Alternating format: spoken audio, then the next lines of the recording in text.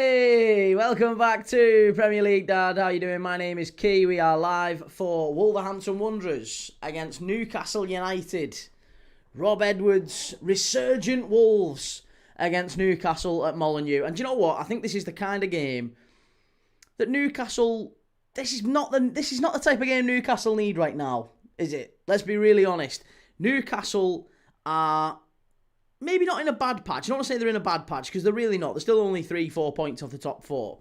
They've been on a weird run of form where after the previous game, obviously the City game in the Cup, before that they were on a decent run, but the games were getting away from them. If you think like the Leeds game, it was a late one, 4-3. Bournemouth, they go through against Bournemouth again on penalties, but it was a late one, wasn't it? It was all a little bit all over the place. Before that, they lose at Old Trafford. They draw with Chelsea. They lose at Sunderland in the Time Weir derby not long before that. It's just a really, really odd Newcastle season at the minute. They're very, very inconsistent. We don't really know where exactly they lie in the table. I feel like Newcastle could quite easily be amongst the top six, but could also quite easily fall away and be kind of 10th, 11th, 12th this season if things don't start to click.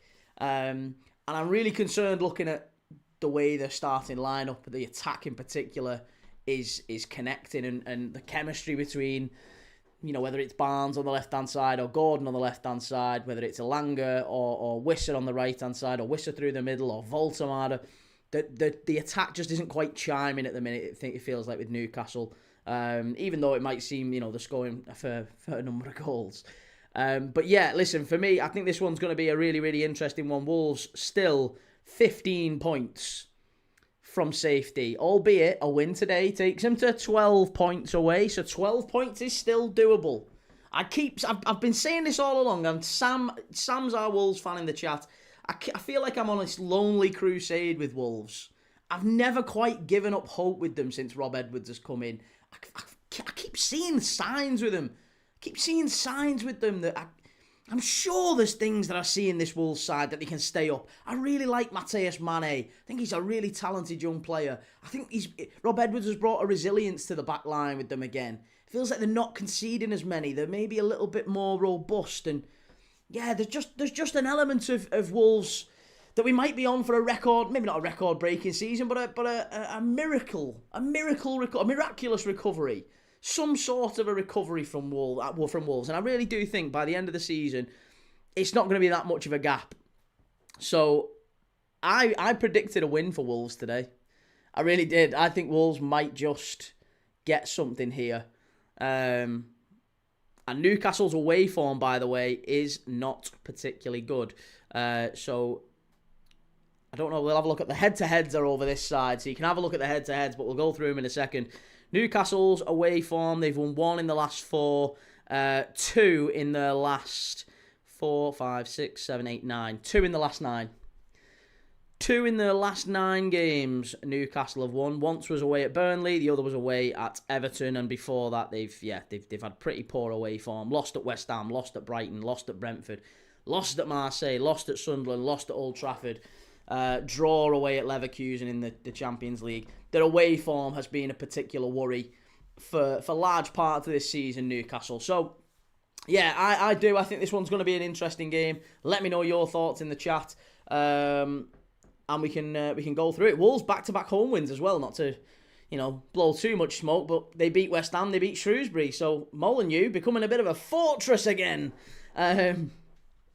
Shell, 3-star, Callum, how's it going? App Gold, good Liverpool results. Yeah, great Liverpool result, mate. Sarah, lovely to see you. Tony, should be a good game, this one. Normal Guy, good morning from the US. Yes, good to see you, mate. Lots of love to our friends across the pond.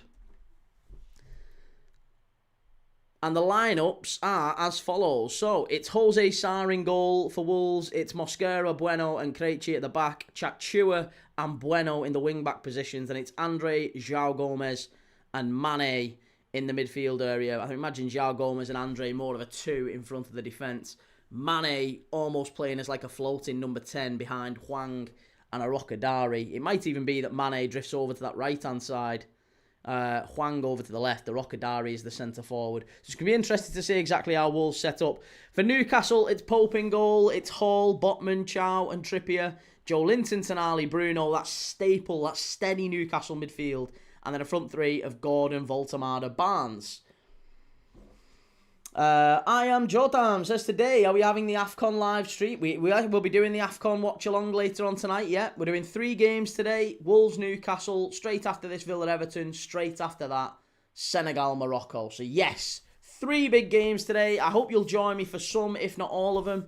If you haven't yet, make sure you've done a couple of things. Click like on the video and click subscribe for me. And yeah. Live all day today again. Live all day yesterday. Live all day tomorrow. Or rather, no. Tomorrow we've got Brighton. Bournemouth. Only 1 game tomorrow. Live all day yesterday. Live all day today. But tomorrow we've only got 1. And Tuesday it's Champions League. Wednesday Champions League. Thursday Europa League. And I can't remember who we've got next Friday. Callum says Villa Everton has a slip feeling for Villa. Whoa, don't say that, because I've got Everton to lose that one quite comfortably. Wanderer says, what's your thoughts on this game, Key? Well, do you know what? I'm about to do our pre-game bet. So I'm about to do our pre-game bet with Midnight, with our friends over at Midnight. So Wolves against Newcastle, bet builder. Draw or Newcastle, double chance. What about that? Can we do double chance? Yeah, double chance. Draw or Newcastle. Draw or Wolves. Wolves or draw. Here's my bet. I'm gonna go Wolves or draw. I am gonna go both teams to score. Yes. I am gonna go with.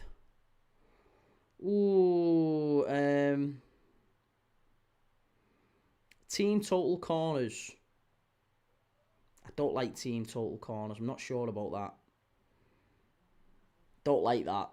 I'm not convinced on the total corners thing. Help me out. I am doing my pre-match bet for this game, so I need your help on what to put on. So far, I'm going for Wolverhampton Wanderers or draw. Both teams to score. Team total shots on target. What about 3 shots on target Wolves, 4 shots on target Newcastle? Don't like that. I'm not sure about that. 4 shots on target for Newcastle. I'm going to go for that. Match total shots on target. Nah, we'll swerve that one. Second half, total goals. No.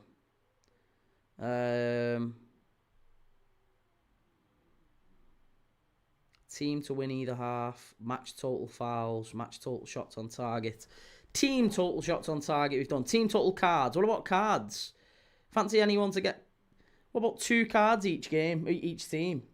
Hey, Taylor. How's it going? 2 or more yellow cards. Match total cards. I think there's going to be more than that. I think it might be a bit of a... Who's reffing? Who's reffing that? That's probably worth a look. Who's reffing this one? The referee for this game is... Is it Hooper? Barrett. Nah, I don't know about cards then. Maybe we'll rein the cards in.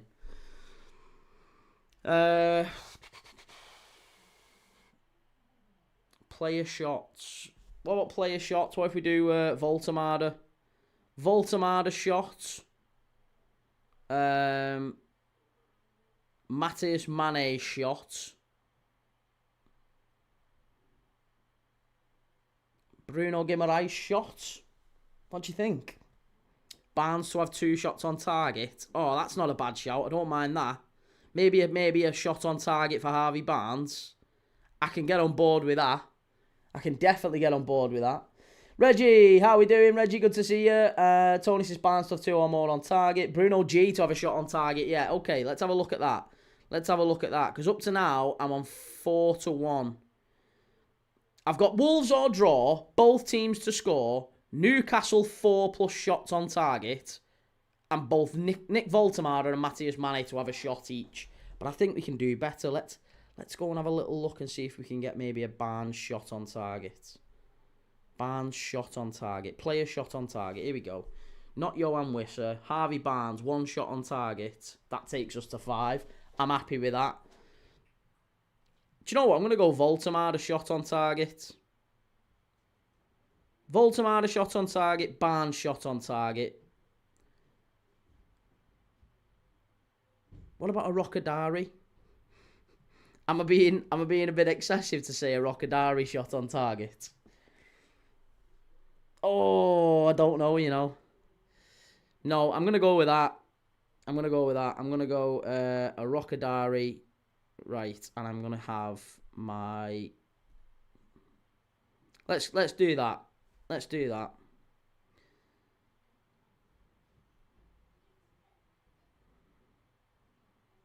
Okay.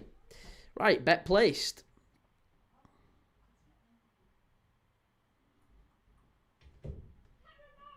Right, hang on. Here we go. So, we need to go with that one.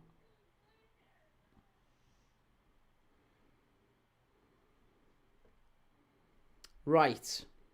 Save to photos and then upload. And we're going to get it on the screen in a second. Let's get it on the screen. Here we go. Here we go. So, this is my bet. This is my bet for this one. Where is it?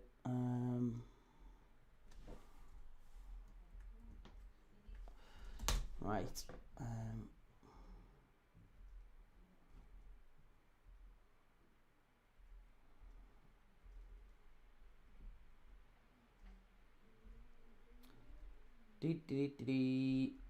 Right, here we go.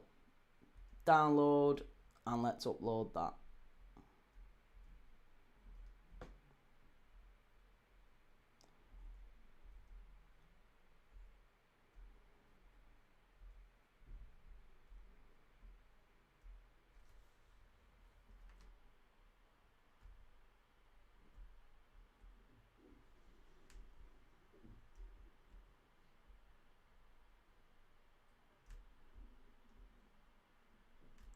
Right.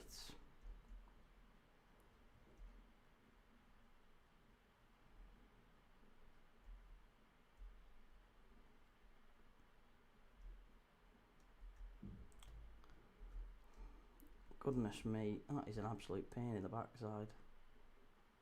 There you go. Let's put it there like that. That is my bet for today's game. If you fancy putting one on yourself, then go and do it. You can go and check it out.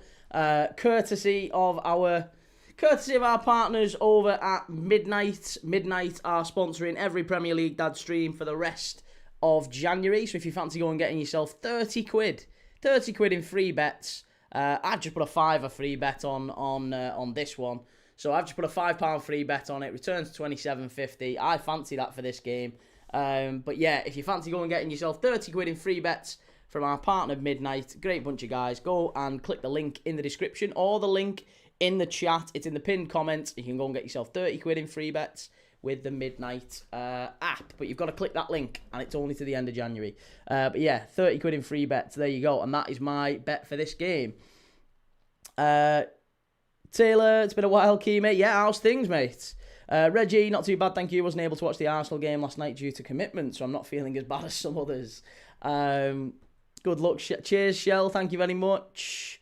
Rishavanand. Hey, Humpty Dumpty. Are you slot in or out?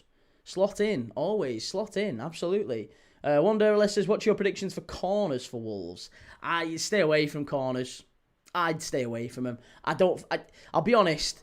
Unless it's like Liverpool yesterday against Burnley or like Arsenal against Forest, I'll back them because it's obvious it's going to be a bit of a landslide. So I'm waiting on that one. But this one I can't put a bet on with these. So I can't put bet on corners with these. You can't do it. It's so difficult. So difficult to back corners.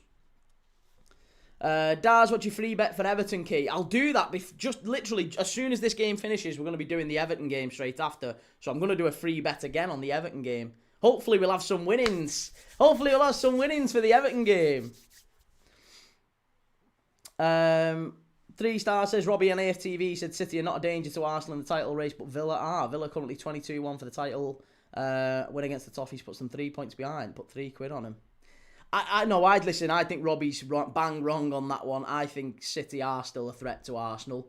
And Arsenal are the biggest threat to themselves. It's not necessarily that City are the threat. It's that Arsenal are the threat. Arsenal not doing the job, and, you know, results like yesterday prove it. They're dropping points in silly, silly games. So, listen, I think Arsenal could quite easily fall away and make more results like yesterday and potentially make it a title race. I think a lot of the teams behind them, you know, City and Liverpool and Villa have had a massive sort of, well, not Villa. Villa have had a good season, but they're still not really chasing in the title race. They're not. Villa will fall away. It's between City and Arsenal. It's only between City and Arsenal. Nobody else. City really, really need to step it up, and I am convinced that maybe with a couple more signings this month, maybe they still can. It's Arsenal. Arsenal are their own biggest enemies. Tony says Lego Ed moaning about not getting a penalty. Penalty? You're never getting a penalty for that. Never ever a penalty for that. 4-1 for the title, 3-star for City. Yeah, that's not good money. That's not good money. That's not smart money anyway. But yeah, free £5 bet. I've had the £27 back, or £27.50 back on those, and I think that's a pretty safe one actually. Mane to have a shot, not necessarily on target, but Barnes and Voldemar a shot on target each. 4 shots on target for Newcastle. Both teams to score, Wolves or draw. There you go. How about that? Brady says, alright, Key, my friend. Hope you're well. Thought I'd ask about my 2 teams' predictions for Real Madrid v Marseille and Rangers v Ludogorets. Real Madrid versus Marseille. Real Madrid aren't playing Marseille, are they? When are Real Madrid playing Marseille? Liverpool play Marseille this week. Real Madrid play Monaco, though. Is it Monaco Real Madrid play this week? Yeah, Real Madrid play Monaco. I'd say they'll beat Monaco. I imagine they'll beat Monaco quite easily. Monaco a bit all over the place. They got beat by Lorient the other day. Rangers, Ludogorets.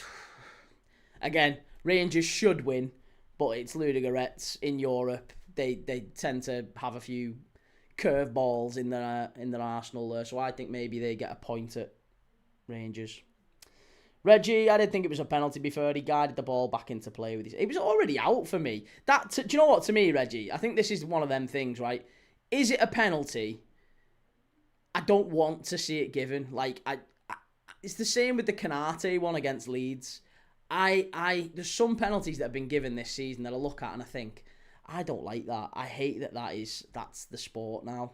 I hate it. I hate that that's what we're looking at as penalties. Like, a penalty is a potential, well, not a potential, quite frequently a penalty wins a game, doesn't it?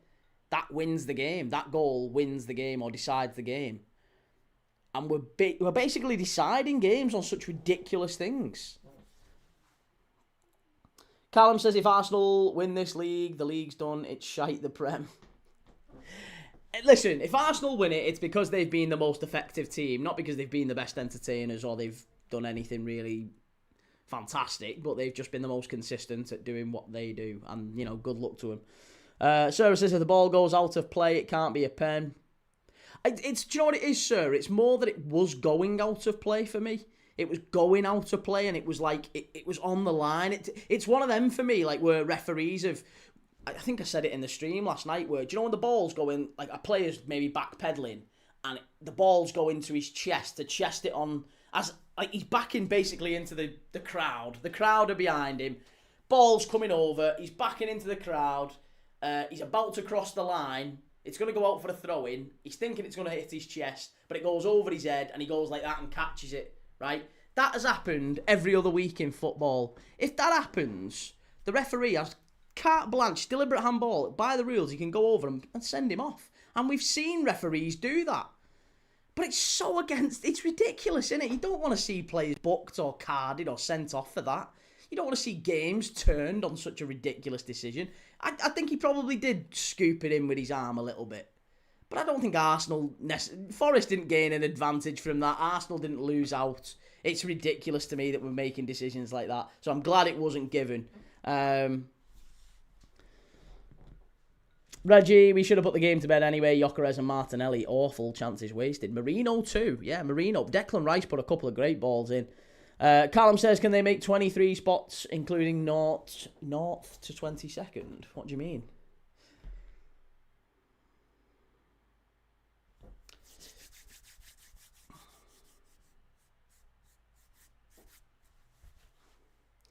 Joe, I'm fucking shitting it here, pal. See you at the final whistle. Take it easy, mate. Yeah, see you soon.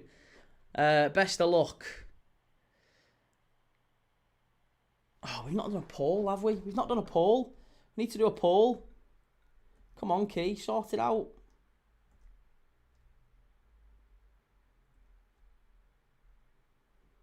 Got a good quiz for half time, though. Got a very good quiz for half time.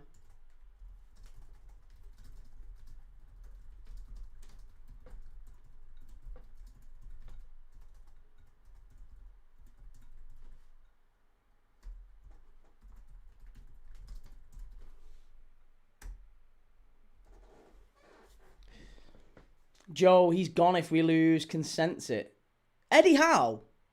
You think Eddie Howe's gone if you lose? Seriously? Why? Why do you think that? I know you're gonna rush off, mate. Don't spend. But you think Eddie Howe might actually leave if you get beat? Wow. Managerial merry-go-round. Yet again.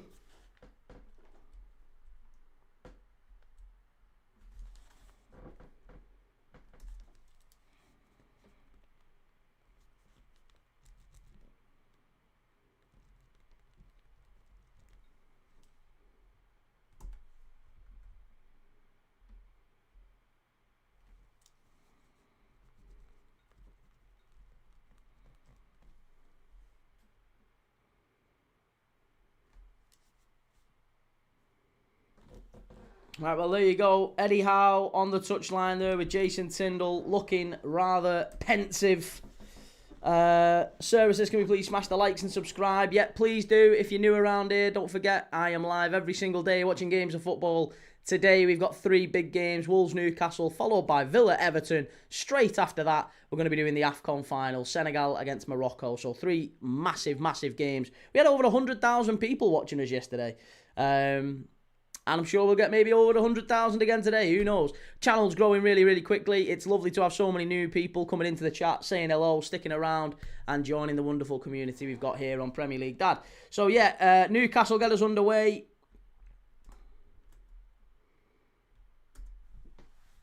Right. There you go. Let's get the chat back up.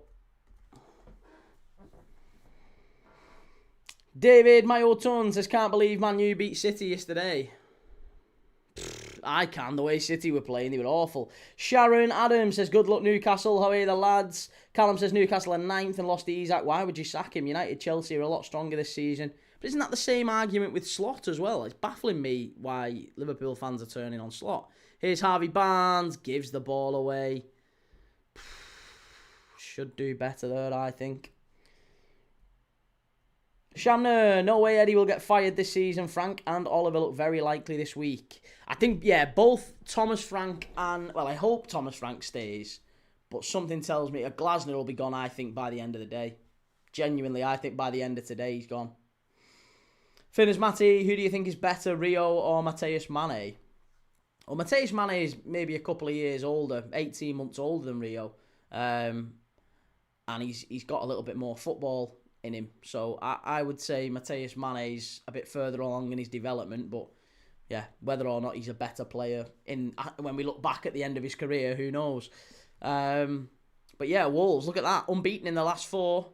Drew at Everton, probably should have won. Beat West Ham. Drew at Man United, probably should have won at Old Trafford as well, and beat Shrewsbury in the cup.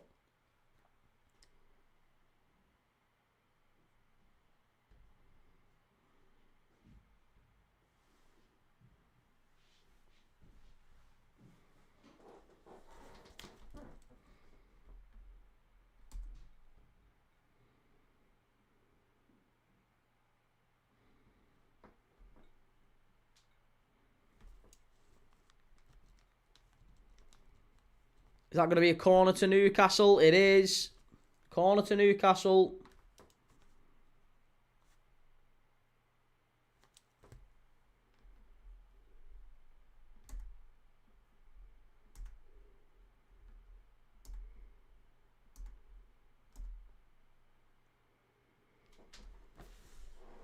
Sir, but David, can United turn up against Arsenal? Oh, I hope so.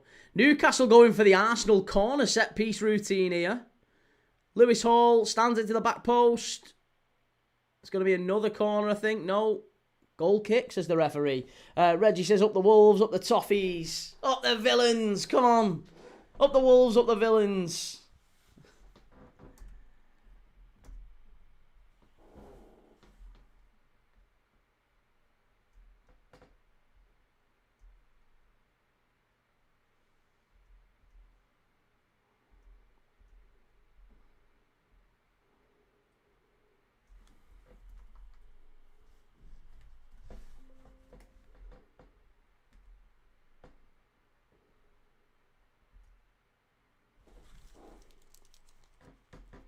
Here's Wolves down the right-hand side.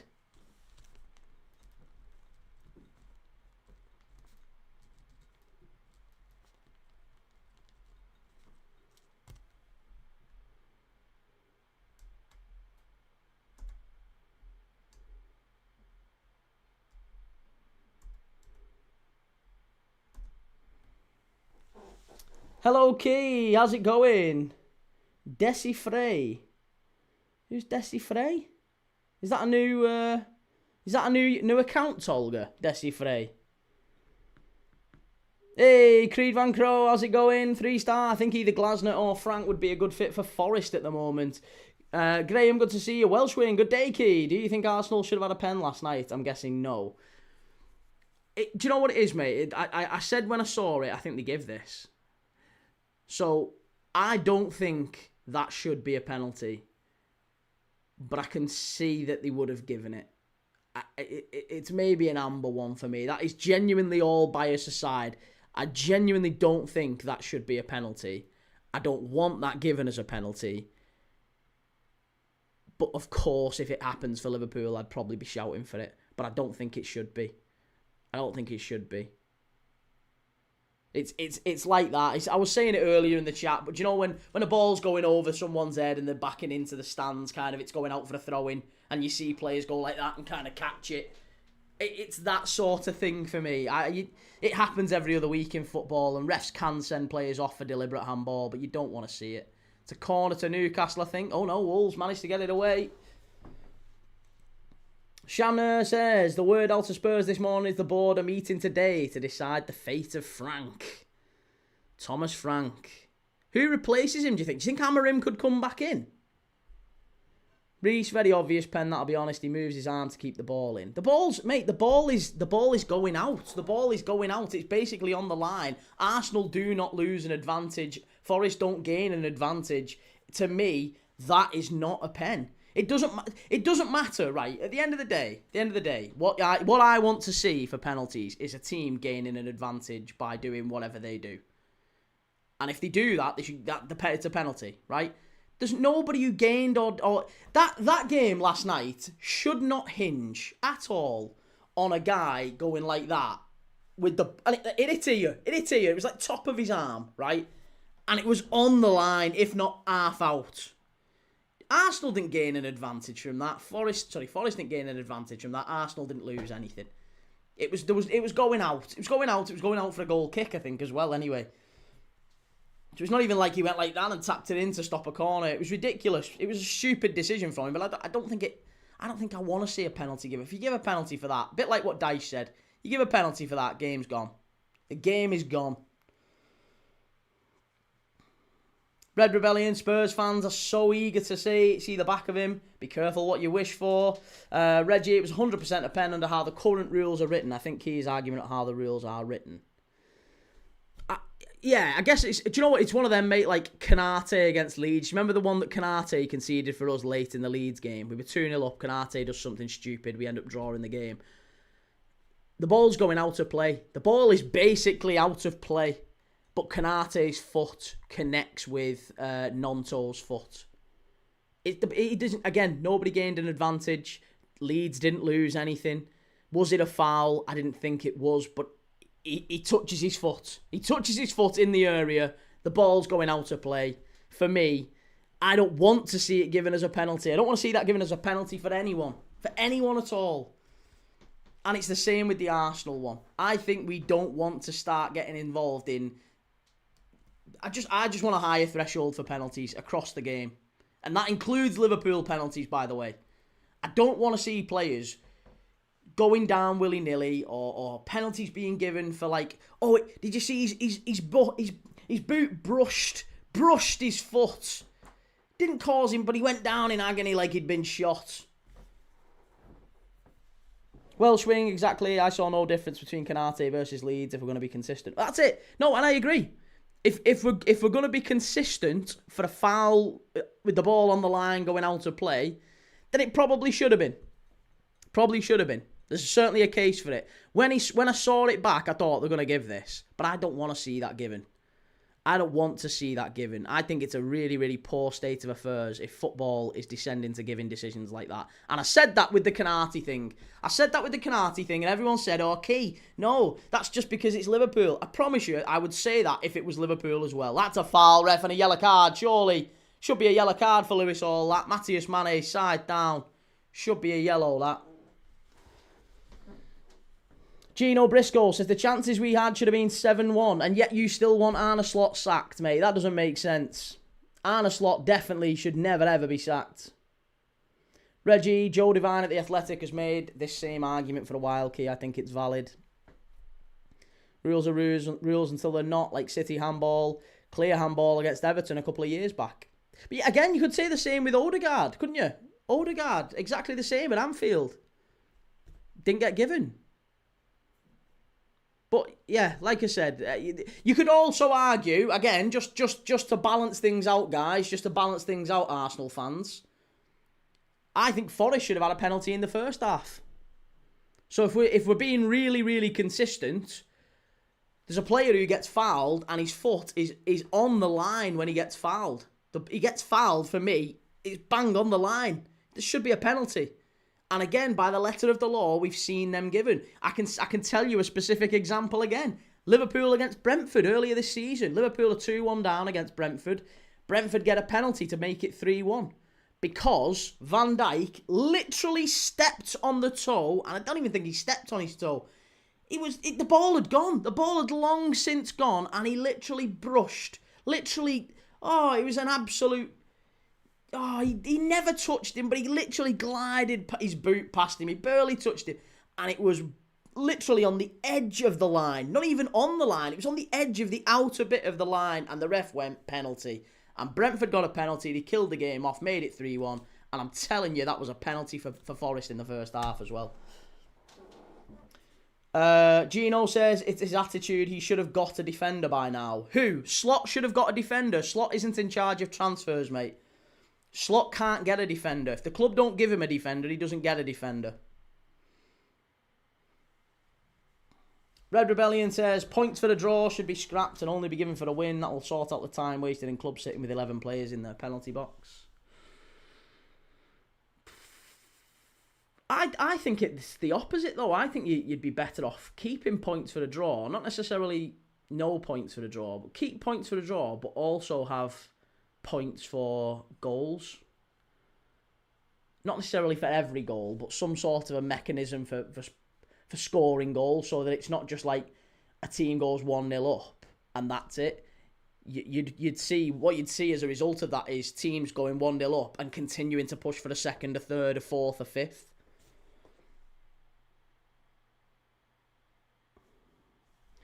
Welsh wing, I saw that foul back and he did go down like a ton of bricks. I watched it back and thought it wasn't even a foul. As for the Brentford pen, you didn't think that was either. No, I didn't think it was then, but it was given. And if by the same logic as you're using now, I thought the Forest one was a pen as well. So that's my intellectual consistency, I guess, with the decisions. I think Liverpool have had it given against us this season, so I would have expected it given against Arsenal last night. And by the same token, even though I don't like it, it was given against Liverpool. I'm using two examples where it was given against Liverpool. but it was given against Liverpool this season for Leeds, so it probably should have been given for Arsenal against Forest. So both teams should have had a penalty.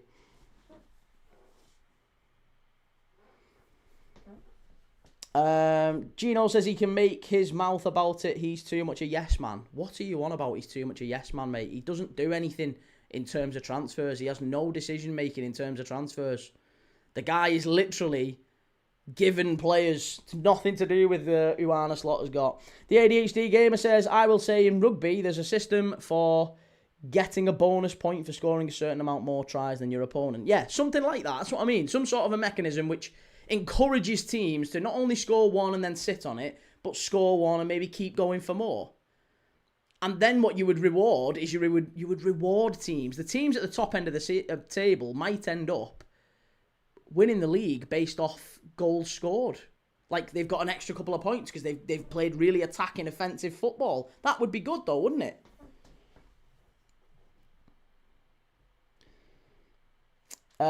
Sarah Reese, the refs need to be consistent. I'm not seeing this 8-second goalkeeper rule come into effect that much. Do you know what? It has happened, but I think it happened one of them, wasn't it? Early part of this season that happened. So the rule got brought in, and it happened I think 2 or 3 times in the first couple of months, right? And one of them was away at Palace at Selhurst Park. Right, and I absolutely promise you, since then, you've not seen barely any. I'm sure there's been maybe 1 or 2 at a push that I've not seen or heard of, but I absolutely guarantee you that at the point the referees started doing that, every manager in the league went, right, listen, goalkeeper, if you hang on to that ball for longer than 8 seconds, I'm docking you 2 weeks' wages. So as soon as that ball is in your hands, it's on you to start counting and release it.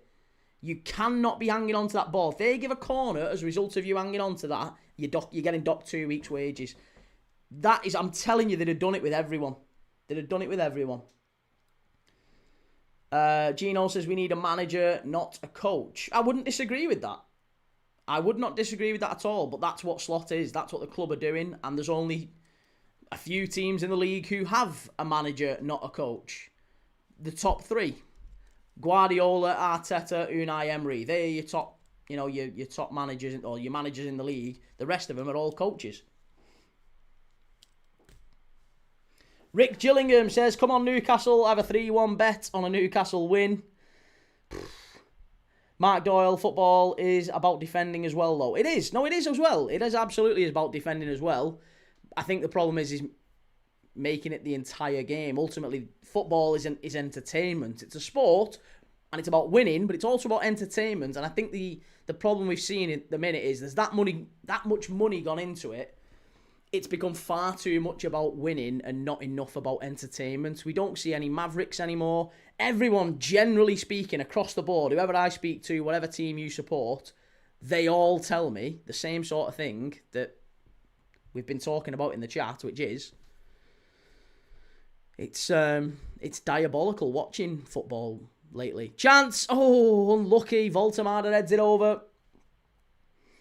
Welsh win, Canate Bozo moment. Canate Bozo moment as well, but if I were a Liverpool fan, I don't blame Slot for yesterday. No, I don't blame Slot for yesterday. But I also don't blame Slot for this season. That's the other thing. I don't blame Slot for this season. He's been given an absolute duff hand. He's been dealt a duff hand by the board. And to a degree by luck. He's made mistakes, of course, he's made some mistakes along the way, but the vast majority of the reason why Liverpool are where they are is because of the board and, to a degree, luck. The fact that, for example, we signed Giovanni Leone, 30 million quid, 18-year-old Italian centre-back, comes in ACL on his debut. Could never have predicted that. But we could have... we could have predicted that if you leave Joe Gomez as our only senior backup centre-back, Joe Gomez is going to get injured at some point because he gets injured every 5 minutes. So the board sold Slot down the river with that decision. That was silly. Sold Luis Diaz, didn't replace him. That was silly. Alexander Isak comes in, barely fit all season because he didn't have a pre-season. We took ages to get him actually into the club. When he comes in, he takes about a month to get fit. Soon as he gets fit, breaks his leg, out for the season. It can't get much worse, really. Tony Peters, Gay's just arrived at City for the medical. Gutted, we should have brought him in the summer. There's one that got away, mate.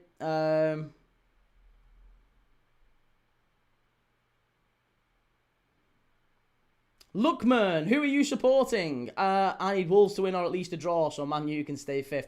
I'm going for the Wolves. Wolves or draw I've gone for. Yeah, here. I'll put it up again here. Here's my... That's my bet. That's my bet on this game if you're interested. Courtesy of our partners, Midnight, by the way. Bet £10, get £30 free. But yeah, that's my bet for this game. Zach Hilditch, Wolves may have a chance, I can't lie. Our defence is quite bad, especially Botman and Trippier. Yeah, it's not ideal, is it? Gino says, I think this Prem is the worst ever. He's a diehard Arsenal fan, trust me, bro. I am not, Lookman. I am absolutely a Liverpool fan, mate.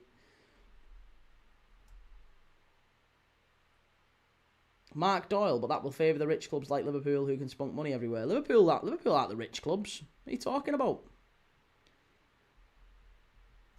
Welsh wing, I remember when we signed Timber and he had an ACL on his debut versus Forest. Yeah, that was a blow. That was a blow. Here's Gordon. Cleared away by Wolves. Vincent, Jamie Lane, a lot went on at Liverpool during the summer. They was never going to blow teams away this season. But people forget Slot is rebuilding LFC as Klopp didn't fancy it. That's entirely true. Reese, that was a great segue into promoting the sponsor there, Key. To be fair, people asked about it. So, you know, if people ask, I'll tell you. So it had nothing to do with Slot being left short. The club is in a rebuilding process and fans don't want to accept it. Reggie, can't say Liverpool aren't rich. He broke the transfer record twice this summer. Yeah, but we also spent less than Arsenal. We spent less than Arsenal. We spent less than City. We generally... I mean, I think we've signed something like 5 centre-backs or 4 centre-backs since 2016 or something like that. And the centre-backs that we've signed include like Ozan Kabak on loan and Ben Davis, who we got from Preston and didn't kick a ball for us.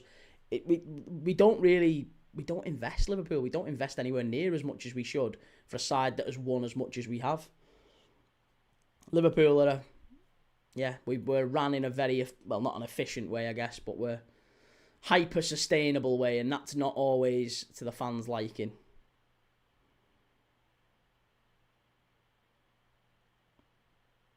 Finners, also people blaming it on Slot. We can't put the chances away. And we can't defend. Yeah, that's not Slot's fault, is it? Mane, Wolves, that's not a foul, ref. Oh, it is a foul, he'd give it. Mark Doyle, how much did they spend compared to the likes of Palace? Well, Palace are below us.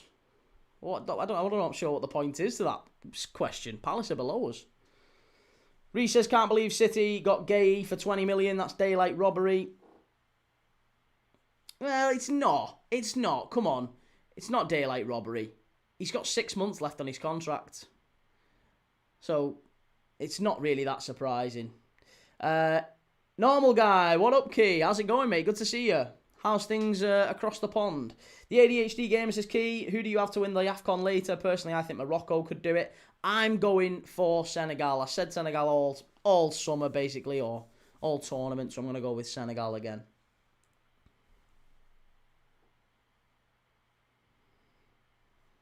Three-star, do not know if you saw my earlier post, Key, but I read Forest interested in signing Fred. Do you know what? I'm sure you said that to me in the summer as well, mate. I'm almost certain we talked about this. Fred was linked to Forest in the summer.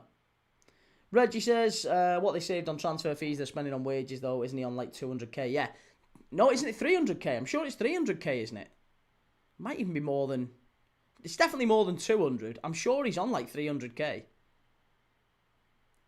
I'm pretty sure he's on massive money, massive wages. Vincent Jamie Lane, I think 20 million for Gay is a good deal for all involved. It's not a bad one, is it? Yeah, certainly not a bad one. Oh, here we go, down the right-hand side now. Chachua, can he keep it in? Nope. Mark Doyle, Palace, Brentford, Bournemouth have all had their players bought by richer clubs. If Liverpool had their spending power, you would have a different outlook. What do you mean I'd have a different outlook? I wouldn't have a different outlook. Liverpool aren't Palace, Brentford or Bournemouth. Like, Liverpool are Liverpool. We're the biggest club in the country. And we don't spend anywhere near as much as the other clubs that we're competing with. That's been the case as long as I've been alive. So, yeah, I'm not going to... Palace, Brentford, Bournemouth, with the greatest of respect, all great clubs, but Palace, Brentford, Bournemouth aren't the yardstick for Liverpool, whether it's in terms of spending or ambition or anything like that. It's your United, your Chelseas, your Arsenals, your Cities recently. And yet all of those have spent more than us. And not won as much in the vast majority of cases. Gino says, must admit though, Slot did not get the cards. Jota, Isak situation, Diaz going, Real Madrid situation with Canate. Exactly. And yeah, not just Isak, but Leone injury, Frimpong injuries, Bradley out for the season, Isak out for the season, Frimpong's not barely kicked a ball all season. All that stuff, it's crazy. Normal guy, good. I am feeling sick a little bit. Oh, that's not good, mate. Hope you're feeling better soon. Ray Foss, Man United are the biggest club in England. Well, I'm not sure about that. Certainly not on trophies won. Liverpool the most successful. Welsh Wing says, here's my daily question for the stream key. Name the 4 players who played with both Ronaldo and Messi at club level. There's 4 players who've played with both Cristiano Ronaldo and Lionel Messi at club level. Not counting internationals. Okay. PK? I would assume PK's one.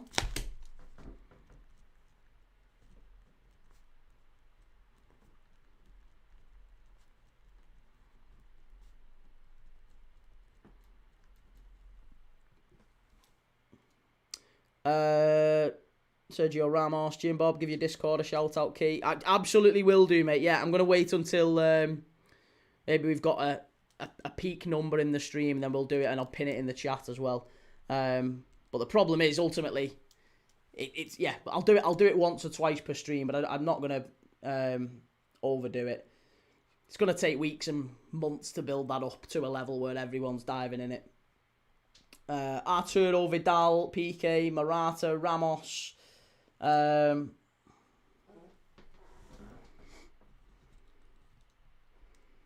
Ramos is one, not Vidal, not Morata, PK. So Ramos and PK.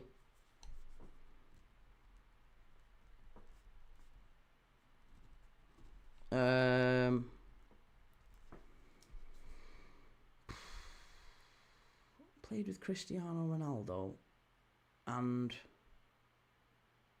with Messi.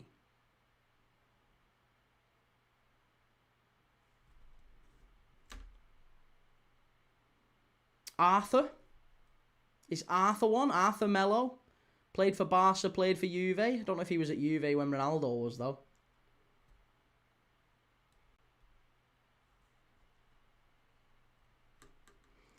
See you later. Going for my Yorkshire pud. Enjoy it, mate. See you later, mate. Not Di Maria. Can't see it being Di Maria. Di Maria's not played with Messi at club level, has he? I don't think, anyway. Did he play with Messi at club level? I don't think he's played with Ronaldo at club level, has he? Is Arthur Melo not one? I really thought Arthur Melo might have been. Paul Slater, if it was not for FFP, Newcastle could just buy everyone and everything, including Greenland. Well, exactly. Exactly. And Red Rebellion says Arsenal who... Yeah, I know, but hang on a minute. You say Arsenal don't sell players for good money, but that's part of like development and being a top team and being a top club is you have to use within the framework of the rules that there are, is you have to buy players, develop them, sell them for massive money. Coutinho, look at Coutinho, look at Raheem Sterling. Liverpool have made massive money on players that we've sold. Torres, we doubled our money on. Suarez, we quadrupled our money on. Yeah, you know.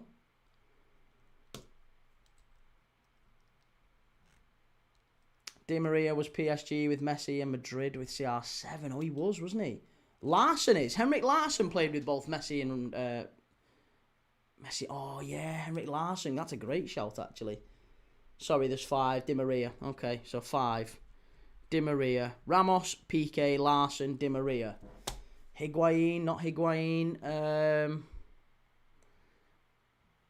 If you've just joined the chat, we're looking for the 5 players who've played with both Messi and Ronaldo. So far, we have Ramos, Piqué, Henrik Larsson, and Di Maria.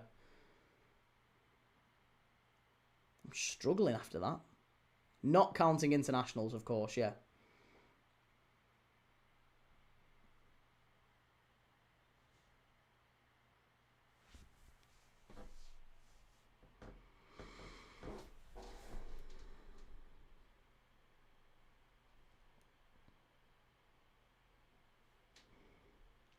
Pjanic is probably not a terrible shout either, yeah. Miralem Pjanic, by the same logic as Arthur, because he was swapped, wasn't he? Arthur Melo and Pjanic, they were the 2 that got swapped.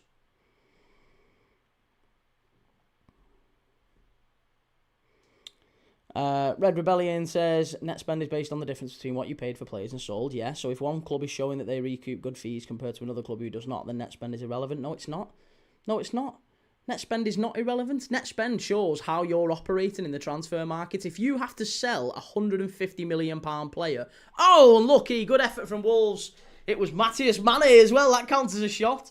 Yeah, if you have to sell like Liverpool did, if you had to sell a £140 million player like Coutinho to then spend the money that we did on Van Dijk and Alisson, then of what good is it that you spent 130 million on Van Dijk and Alisson? You have to sell your best player to do that. That's of course it's a relevant metric. Of course it is. What a ridiculous! You can't say that. Well, they've just spent money, but they've spent all this money. Well, okay. Well, what have they had to sell to spend that money?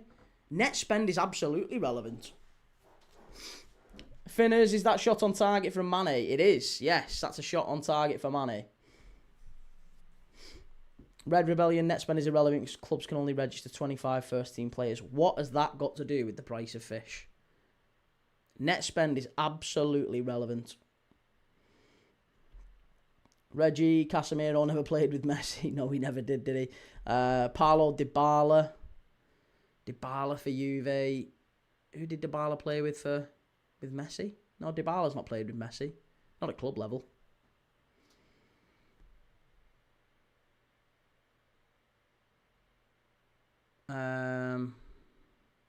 Maybe Kolo Muani. Could Kolo Muani have played with them both?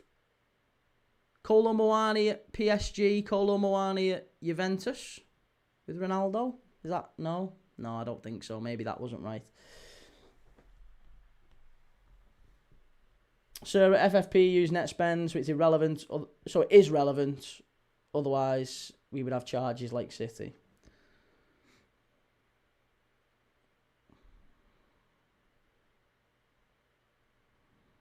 Yeah, I was going to say, I mean, to be fair, City's charges are not necessarily anything to do with FFP, and sorry, not necessarily anything to do with net spend or total spend. City's charges, isn't it about 80 or 90 of their 115 charges are actually to do with hiding expenditure and sort of dishonesty, general dishonesty. Like if you was to group the charges together, generally speaking, most of them are about like lying, like they had money that they didn't report and it isn't included in their accounts. It's like payments hidden over here, and they've made extra payments that they've not included in their accounts, and therefore then that doesn't factor into the FFP. So maybe they should have had charges earlier. And then a load of other charges are like the Premier League saying, well, hang on a minute, we need to ask you for all this information. Send us all these financial transactional informations, which the Premier League are legally allowed to ask for. And City are just going, nah, we don't think you've got the authority to ask us for that information, so we're just not giving it to you. Or we'll give you like half of it. We're not giving it you all. And that's the other stuff. The other charges they're getting is like non-compliance with the procedure about 30 charges relate to that, I think, and then the others are like for hiding stuff. I think that's my understanding. Is not the vast majority of the charges are not necessarily anything to do with like you've overspent, just that they might have overspent and they've lied about it and not complied with the investigation. Allegedly, very much alleged. Reggie, Alexis Sanchez, United, Barca. Ooh, Alexis Sanchez could be. Oh no, he's gone. Red Rebellion, no, FFP do not use net spend. FFP is based on what clubs earn and they can only spend according to their earnings, which includes money recouped on player sales. Right, exactly. So yes, it is relevant then. It's absolutely relevant. It's baffling to me that you're saying that even if you forget about FFP, just look at it on a purely footballing basis. Like, really, really simple terms, if you have to sell a massive player in order to justify expenditure on one or two other players, then it's relevant. You've lost your best player. You have to go and then spend money to replace them, and it's not always like for like. Just on a purely footballing basis, it's right. Yes, Hakimi has played with both of them. When did Hakimi play with? Oh, yeah, of course he did. I always forget Hakimi at Real Madrid. Vos Styler says Newcastle are clumsy. That was a good question, that. Yeah, 5 players who've played with both Messi and Ronaldo is Sergio Ramos, Gerard Piqué, Henrik Larsson, Angel Di Maria, and Ashraf Hakimi. Very, very good question again, Welshwing. Very good question. As always, mate.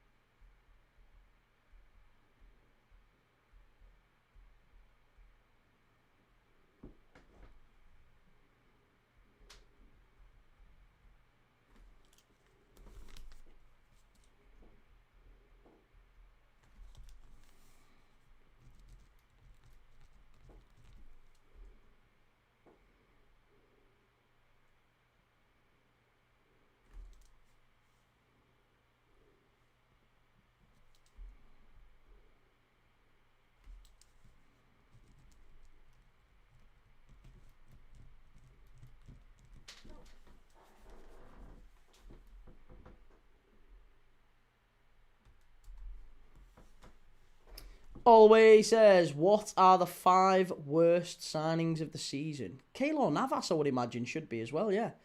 Keylor Navas must be. Cleared away, here's Harvey Barnes, over out again to Anthony Gordon, he gives it away. It's been a poor game this so far, 35 minutes in, we've not really seen an awful lot in the way of chances. I think 1 shot on target really from Matheus Mane, but other than that, it's been a very, very dour game so far. Liam says Keylor Navas would be one, wouldn't he? Sufi says Arsenal linked with Gordon. What's your opinion? Harvey Barnes with a shot. Not quite on target, though. Oh, it was Lewis Hall, sorry. Do you think Wrexham can come up this season, or do you think it's too much? They could make the playoffs. Yeah, Anthony Gordon, I don't think is a signing for Arsenal. No, I don't imagine they go in for him. I think Anthony Gordon's kind of found his level with Arsenal, with Newcastle, sorry.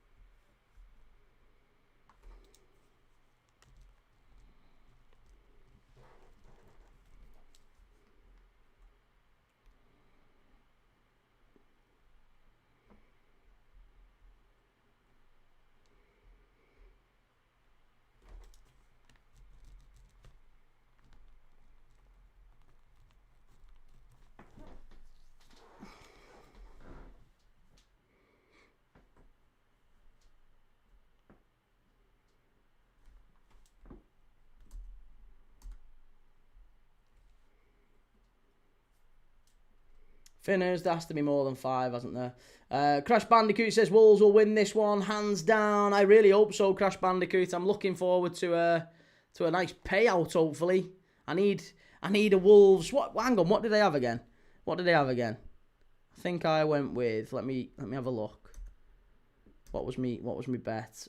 Voldemar had a shot on target. He's not had one. Barnes shot on target. He's not had one. Matthias Mane's had a shot. He had a shot on target as well. Both teams to score. I mean, that looks like I'm pissing in the wind on that one.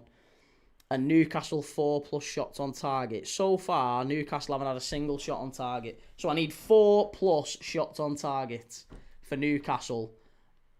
And then a shot, and ideally, Barnes and Voldemar to get at least one of them. And then both teams to score would be lovely. That's my bet for this game.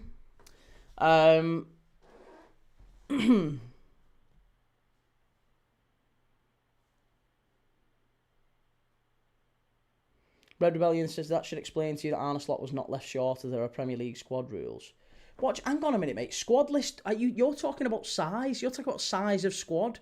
Yeah, in that squad list, there will be Rio Wengamoa. There'll probably also be Stefan Bajcetic. There'll probably also be players like, again, Leone. Leone, an 18-year-old Italian centre-back who we thought could come in and immediately step into the shoes that Jarrell Kwanzaa has left. Luis Diaz, didn't even replace Luis Diaz. So yeah, number of players in the squad. We registered 24 first team players. Clubs can only register 25, right? Yeah, who are the 24 players? Who are the 24 players? Like I said, I don't need to look at squad list, mate. Liverpool were left short this summer. It's not about numbers. It's about quality of the players.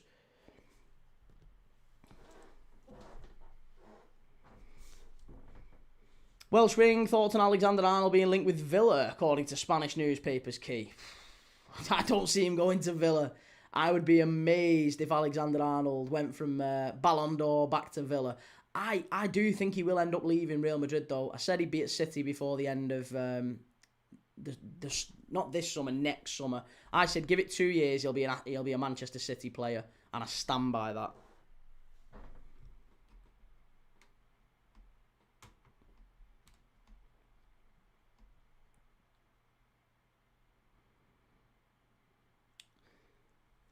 Finners is only me that gets annoyed at Gakpo. Why would you get... Well, not really. I mean, to be honest, Gakpo's one of many players who aren't pulling the weight at the minute. Alexis McAllister's another one. Konate's another one. There's plenty of players who aren't pulling the weight at Liverpool. But, again, the manager can't do anything unless we get to the summer.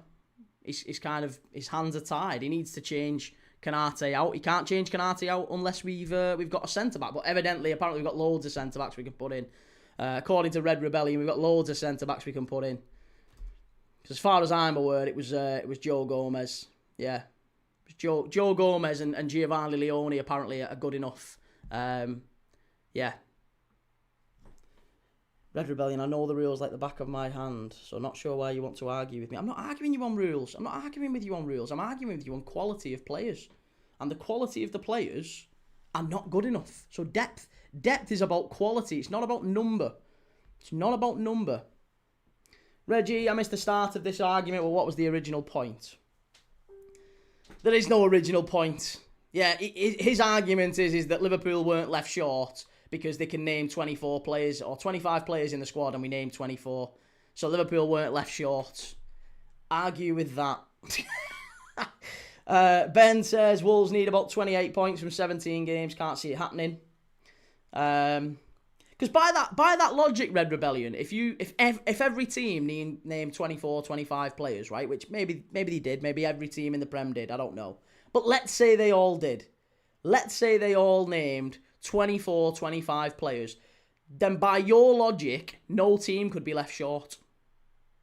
Because they've named 24, 25 players. That's ridiculous.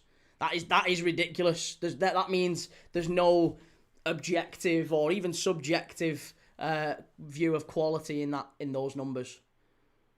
Any player can make up those numbers.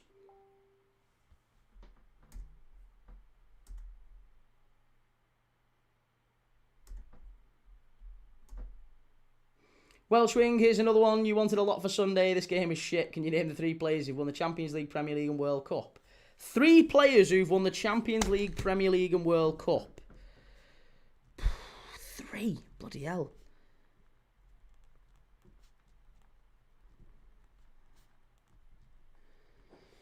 Champions League, Premier League, World Cup.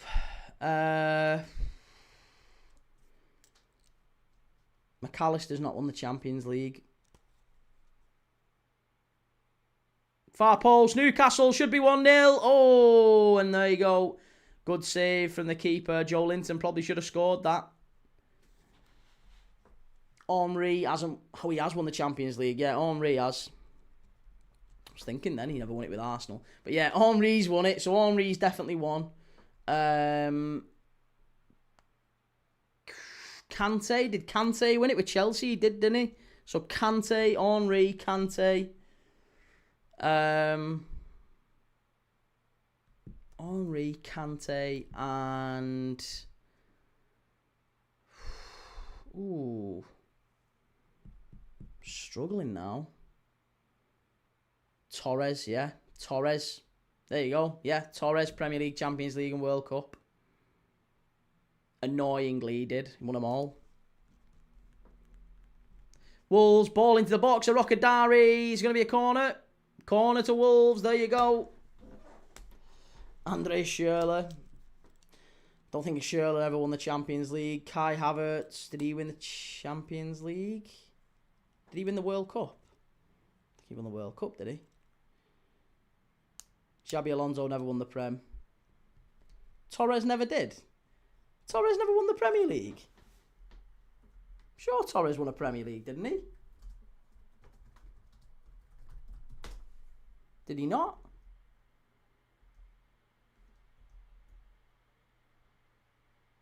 Oh, no, he didn't. I thought he won a Premier League with Chelsea. But no, he only won a Champions League. Okay, so Torres isn't right then. So it's Henry, Kante, and... Finners, we were left short. Most of these 24 players are young, so Slot doesn't play them, so we haven't really got any threat coming off the bench. Every club is limited to a squad of 25 first-team players, 17 non-homegrown, and 8 have to be homegrown. Under 21 players are registered separately and are additional. Right? So included in those players are still players who factually are not good enough. And that is what you're saying. It doesn't really matter. You're saying that it's purely about the numbers and it's nothing to do with perception of depth, perception of quality, which I'm saying is objectively nonsense. The rules don't matter. You can pick 25 players and those players not be good enough for where Liverpool need to be. And that's what the situation is with Arne Slot.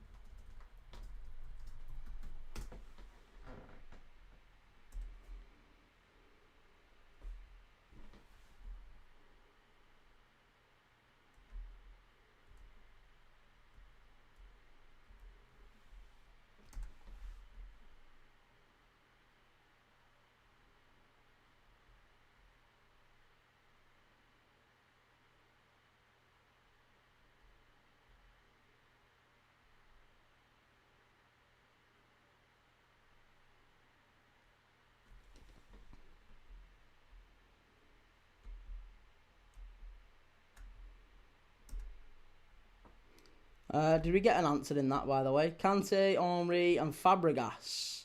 Bartes, Ramos, not Torres. Torres never won the Prem. McAllister will be this season. Ibrahim Konate has won all 3. Konate didn't win a World Cup. Did he? Did he win the World Cup with France? I don't think Konate did win the World Cup with France, did he? It's half-time, 0-0 in this one. I'm pretty sure he didn't win the World Cup with France. I don't think he's won the Champions League with us either. Pretty sure he's never won a Champions League with us. Yeah, he was a runner-up. He didn't win a Champions League with us. And he didn't win the World Cup with France. He was the runner-up with France, runner-up for the Champions League with Liverpool as well. So yeah, Konate is definitely not. Tony, have Newcastle had a shot on target yet, Keith? No, they haven't. No shot on target with... in fact, the only shot on target in this game so far has come from Wolves. Still one more to get. Right, hang on a second. Let's have a little think here. Tabamoyo says, I reckon Wolves can give us something. Won the Premier League, the Champions League and the World Cup. Right, come on. It's got to be easier than this. Matter? Is Matter one? We said Matter? Matter's won the Prem, the Champions League, and the World Cup, hasn't he? Is it Juan Mata? Let's check. Juan Mata honours. No, he never won the Premier League. Won the Champions League. Won the World Cup. But no, not Juan Mata. Bar steward. Struggling now. Struggling. Pedro. We've already got Kante. Henry and Kante are locked in.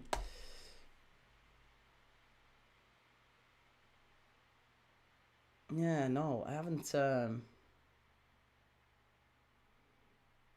Pedro hadn't won a Champions League. We're really struggling on this one. This is a great question. Henry, Kante.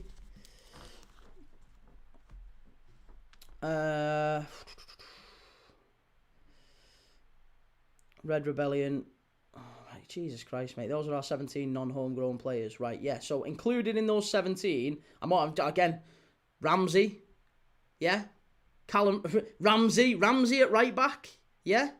Ramsey, Endo, Chiesa, good enough. Yeah. Left him short, mate. They left him short. Reggie says Pedro won a bunch of Champions Leagues with Barcelona. But did he win a Prem? I don't think he did he? Mata's never won the Prem. Leicester to glory, Di Maria. What's the question, Key? The question is, players. There's 3 players who've won the Premier League, the Champions League, and the World Cup. So far, we've got Thierry Henry and N'Golo Kante. That is it. Sarah says that United French goalkeeper. Barthez never won a Champions League with United. No, he only joined after they won the Champions League in '99. Yeah, definitely wasn't Barthez.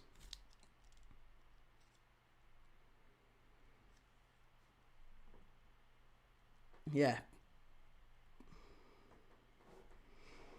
Red Rebellion says, so what, do you want me to show you the shit non-homegrown players that Pep has? No, not at all. I'm just saying that depth is a subjective point of view. It's not about rules. You keep going through rules like, oh, I know the rules better than anyone. That's fine. That's great. Bully for you, mate. But what I'd say is, objectively, we do not have the quality in our squad to challenge Arsenal and City over a long period of time. We don't. We didn't replace Luis Diaz. And we've left, like you say, there's all these young players in the squad. If you, again, we'll just boil it down to this. If you think that another manager could come in and do better with that bunch than 3rd or 4th, which is pretty much where we are and probably where we'll end up finishing. If you think that any manager comes in and does better with that bunch, you're off your head. You're absolutely off your head. Aymeric Laporte. Ramsey's homegrown, isn't he? No, Ramsey's not homegrown. Doesn't count as homegrown.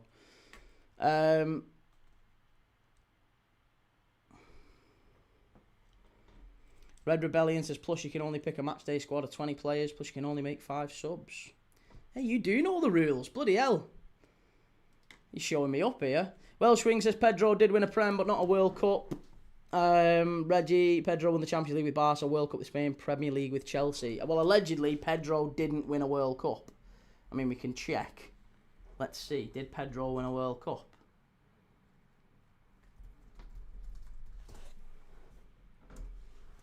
I would imagine he did. I would imagine he was in the World Cup side, was he not? Yeah, he won the World Cup 2010. Premier League, World Cup, Champions League. He has. Pedro's definitely there, mate. Pedro's definitely there. He's got it on his honours. He's got a World Cup winners medal. Julian Alvarez is probably but yeah, there you go. Premier League, Julian Alvarez. That's it. It's Julian Alvarez, isn't it? It is. That's a great shout. Yeah, Julian Alvarez. Bugger. Julian Alvarez. But yeah, Pedro definitely is another one, so it's got to be 4 now. It's definitely 4. Henry, there must be 4. Pedro, Kante, Henry, and Alvarez. Like that. Good quiz, that, mate. Again, fantastic. I like it.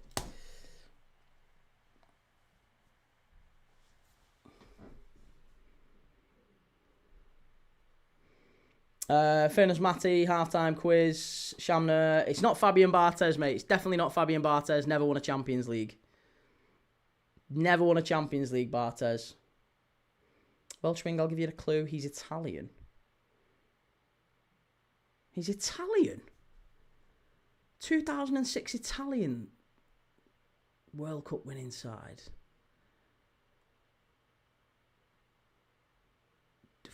Fucking hell, eh?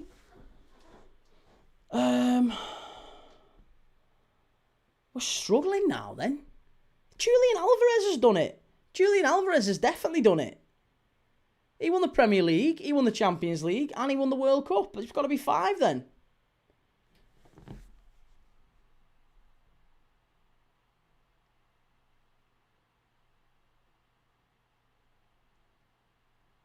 And Crash Bandicoot, Patrick Vieira.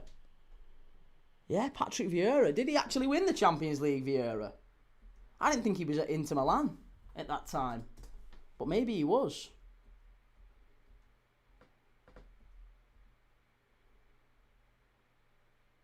No, he never won the Champions League, mate. Patrick Vieira never won the Champions League. Yeah, he never won the Champions League.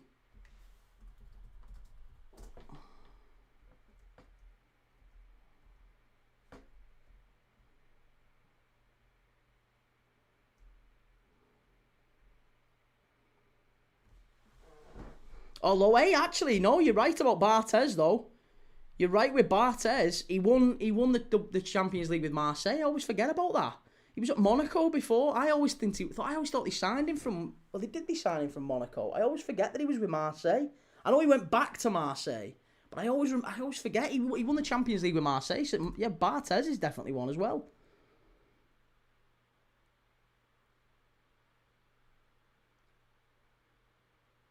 Alvarez, Pedro, Kante, Henry, Barthez is definitely right, mate. He is. Barthez is right too. And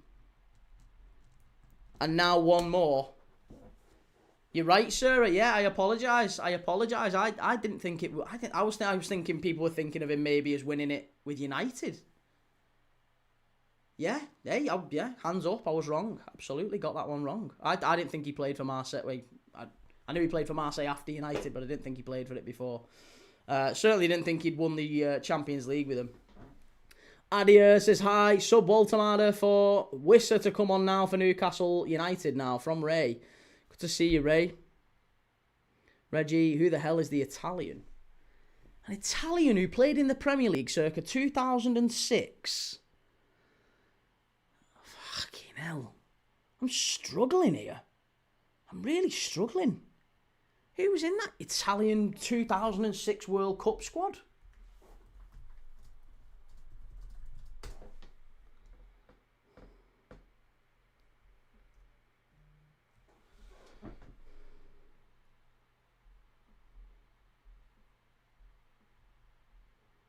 There's nobody who played in the Premier League.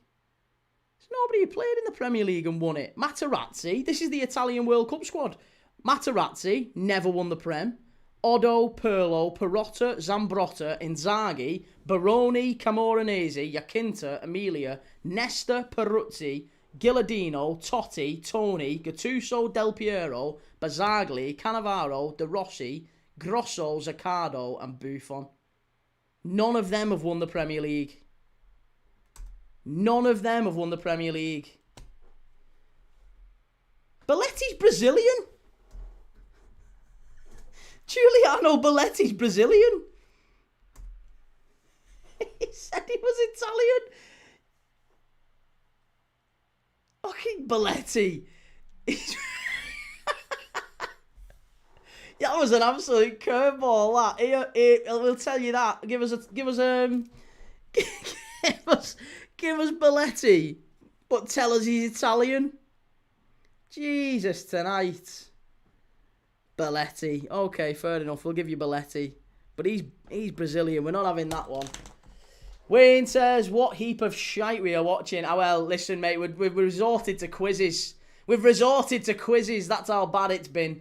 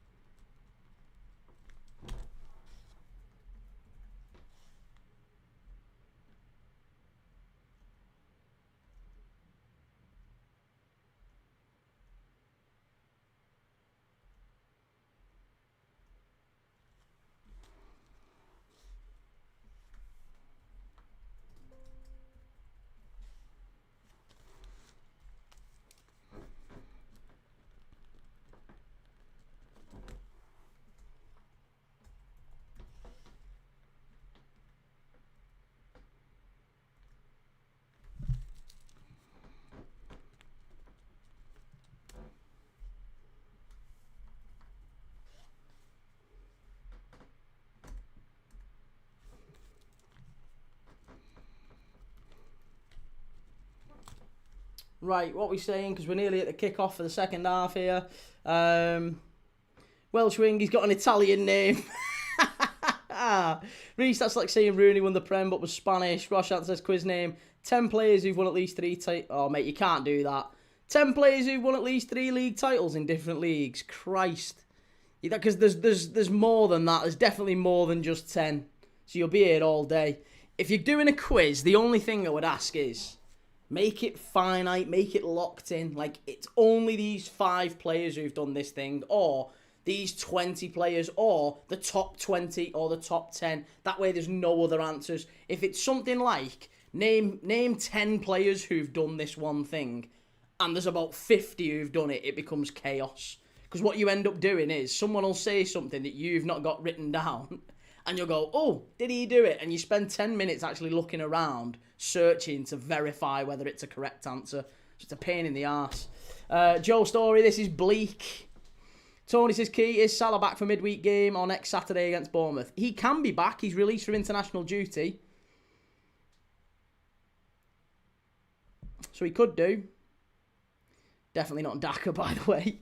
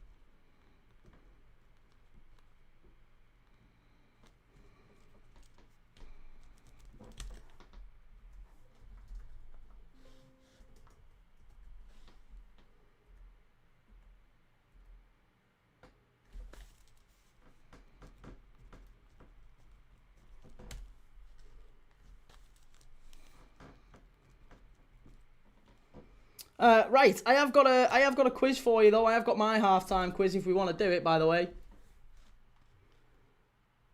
Teaching Tony, am I banned? Absolutely not, mate. No problem. Welsh wing, I forgot about Barthez with Marseille. Joe says at least we're not sitting back away and actually having some dominance. Haven't seen this all season and Wolves have 10 behind the ball.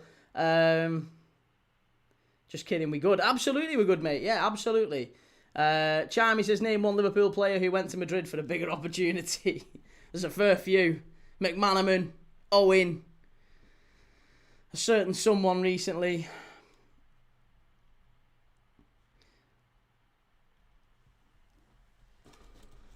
Right, here, I've got a quiz for you. Let's do this one. This one's going to take you maybe a touch longer, right?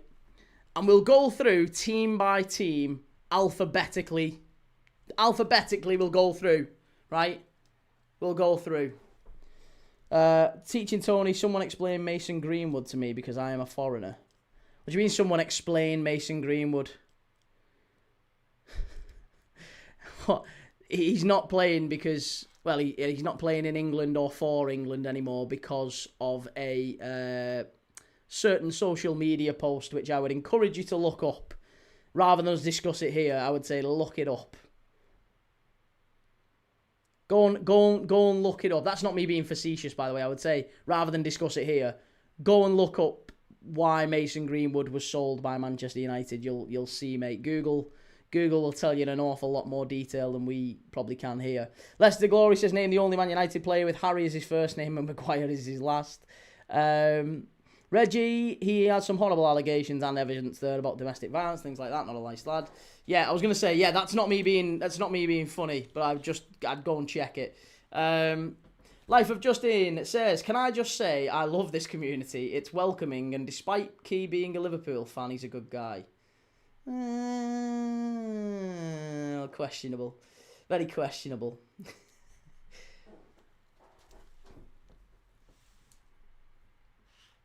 Right, so we're off for the second half here.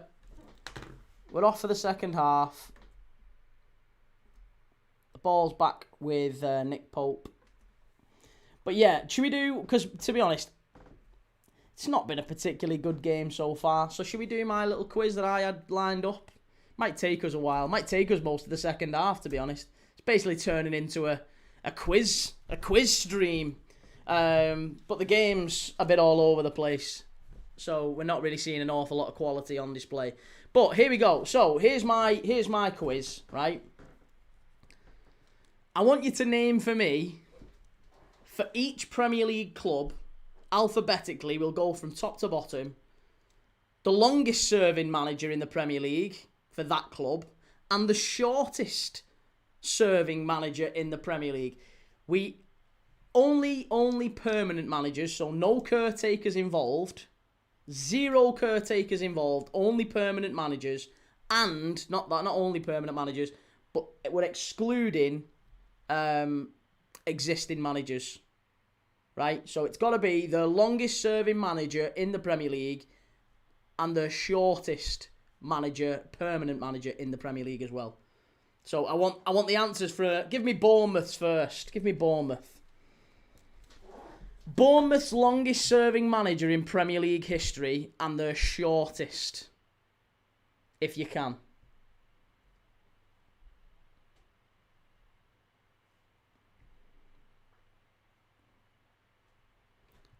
Bournemouth's longest serving manager. See, Reggie.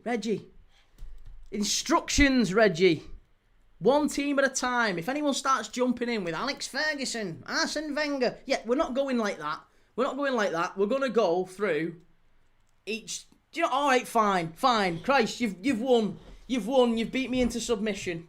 Right. Yeah. Alex Ferguson is the longest serving of Manchester United. Who's the shortest serving Man United manager? Arsene Wenger's longest serving for Arsenal. Who's the shortest serving? It's not Unai Emery, no. Ben Hughes, it is Eddie Howe for Bournemouth. Eddie Howe is the longest serving Bournemouth manager in Premier League history, and the shortest is Gary O'Neill. Correct. Wenger Arsenal, Emery Arsenal. It's not Emery. No, it's not Emery. It's not the current... No, current gaffers are excused. For example, Liam Rossini is the permanent Chelsea manager. He's only been in the job 10 days. He's not included. Reggie, Bournemouth manager. He's asking a lot, ain't you, Key? I'd take the Arsenal ones before you said Bournemouth. AFC Bournemouth, mate. Alphabetically. Come on. Ben, Bruce Rioch. It is. Bruce Rioch is the shortest serving Arsenal manager. I think he was manager for about... it was only a few months just before the appointment of Arsene Wenger. David Moyes. So David Moyes is in here a few times. So he is the shortest serving Manchester United manager. Aston Villa. Any longest serving Aston Villa manager? Welsh wing, shortest manager for Liverpool is Roy Hodgson. That's correct. Shortest serving manager for Liverpool is Roy Hodgson. Any guesses at the longest serving for Liverpool? If you're going to guess, you need to tell me the club. So tell me the manager, tell me the club. Trippier's bleeding. Oh, yeah. Arokadari has just absolutely studied Trippier in the face there. It was accidental, but he's definitely got a cut there. Martin O'Neill is the correct answer for Aston Villa. He's the longest serving Aston Villa manager. Who's the shortest serving Aston Villa manager in Premier League history? Service is Klopp. It is Klopp in the Prem, yeah. Klopp's Liverpool's longest serving. Roy Hodgson was Liverpool's shortest serving. Gerrard shortest at Villa? No, not the shortest at Villa. Gerrard's not the shortest at Villa. There is someone else who had a shorter permanent reign than Gerrard. Shortest for Forest has to be Ange. It is, yeah. Ange Postecoglou, shortest Forest manager. Not Tim Sherwood, no. Not Tim Sherwood.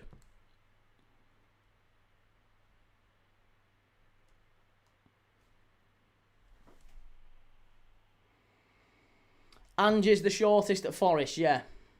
Not Gerrard and not Tim Sherwood at Villa. De Boer for Palace, yes. De Boer is the shortest serving manager for Crystal Palace in the Premier League. Not Houllier.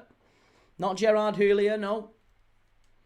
If you're just joining us, we are doing a quiz which I have titled The Longest and the Shortest. It's the longest serving manager of each Premier League club and the shortest serving manager of each Premier League club. Only in the Premier League era Current managers are excused. Obviously, Liam Rosenior at Chelsea would be one. He's only been in the job 10 days, so he's not even involved in this quiz. And only permanent managers, not interims. Shortest for Chelsea, Maresca? No. Life of Justin Clarence Hidditch at United, he was less than Moyes. Not in the Premier League, he wasn't. And he wasn't a permanent manager. Jesse Marsh, shortest for Leeds? No. No. Did Ruben not beat Moyes at United? No. So I'll tell you the exact days. David Moyes was manager of Manchester United for 325 days. Ruben Amorim was manager for 420. Just to be pernickety. Welsh wing, Mick McCarthy, Sunderland. No. No, not Mick McCarthy, Sunderland. Clark at Forest for longest. Yeah, it is. It is Clark. Clark is the longest serving Forest manager. 1,317 days, 93 to 96 in the Premier League. And Ange Postecoglou is the shortest. Allardyce Leeds, correct. Sam Allardyce is the shortest serving Leeds manager. It's barely a month. Javi Gracia at Leeds, no, it is Sam Allardyce. Danny Blanchflower for Chelsea, no. No, Chelsea's shortest serving manager is a lot more recent than that. Potter at Brighton. It is Potter, yeah, it is. Graham Potter at Brighton is Brighton's shortest serving manager, which says an awful lot. Given that Brighton are incredibly, they've been in the league a fair amount of time. But who's Brighton's longest serving manager? Can you get Brighton's longest serving manager? Pep is the longest at City. He is. Who's the shortest at City?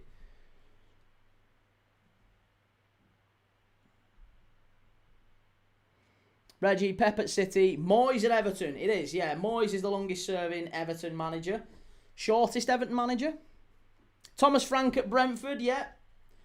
Thomas Frank at Brentford. And it's a trick question, Brentford, because they've only ever had 2 Premier League managers. And we said current managers are excused. So Keith Andrews would be the default answer. But yeah, so Keith Andrews. Brentford don't have a shortest serving manager by the rules of this quiz. So yeah, Thomas Frank is the longest serving Brentford manager.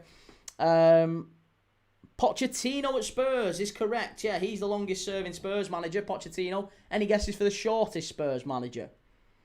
Dan's Luis Felipe Scolari or Avram Grant, shortest for Chelsea? No.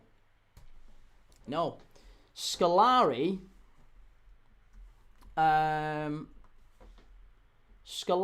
was manager for 223 days as Chelsea manager. And there was a manager who's manager for just 206. Avram Grant was 238. So, yeah. Scolari and Grant were a very similar number of days, but this guy beat him just by 20 or 30 days. Graham Potter at Chelsea, it is. Graham Potter is the shortest serving Chelsea manager. Someone said Roy Hodgson at Palace, didn't they, as well? Yeah, Roy Hodgson at Palace is correct. Jose at Spurs, no. Not Jose. Charlie Webb for Brighton, no. Jamie Lampard, shortest Chelsea manager, no. Shortest was Graham Potter. Shortest for Arsenal, Freddie Ljungberg. Not only permanent managers, mate. Shortest for Arsenal is Bruce Rioch. Company at Burnley, no. No, he's not the shortest or the longest at Burnley. Big Sam, the shortest for Everton. He is. Big Sam is the shortest for Everton. Moyes, the longest. Allardyce, the shortest. Not Emery for Arsenal, no, mate. Bruce Rioch.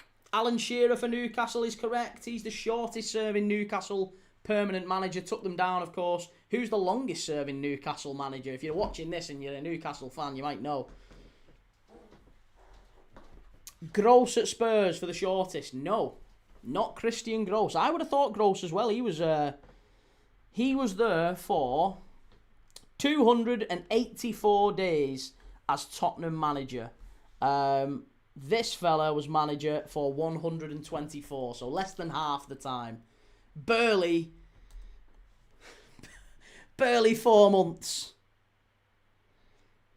Ange at Forest is the shortest. Yeah, we've got Ange and we've got Clark. Clark is the longest serving. Sir Bobby Robson at Newcastle is correct. Sir Bobby Robson, longest serving Newcastle manager. Alan Shearer, shortest serving permanent Newcastle manager. So currently you've got, just to go back through what we've got so far, Bournemouth, alphabetically. Bournemouth, Eddie Howe, longest serving manager. Gary O'Neill, shortest serving. You've got them two. Oh, you've got Arsene Wenger, longest serving Arsenal manager. Bruce Rioch, shortest serving. Aston Villa is Martin O'Neill, and you've not got the shortest serving Villa manager. Brentford, Thomas Frank is the longest serving, and the only other manager that Brentford have had in the Prem is the current one, Keith Andrews, so present company excused. Brighton, you've got Graham Potter is the shortest serving Brighton manager, which feels weird because he was there for a good while. And the longest serving you haven't got. Sean Dyche is the longest serving. Well done, Dan. Yeah, Dan. Sean Dyche, longest serving for Burnley. You've not got the shortest for Burnley. That's a tough one, to be fair. Shortest serving permanent Burnley manager.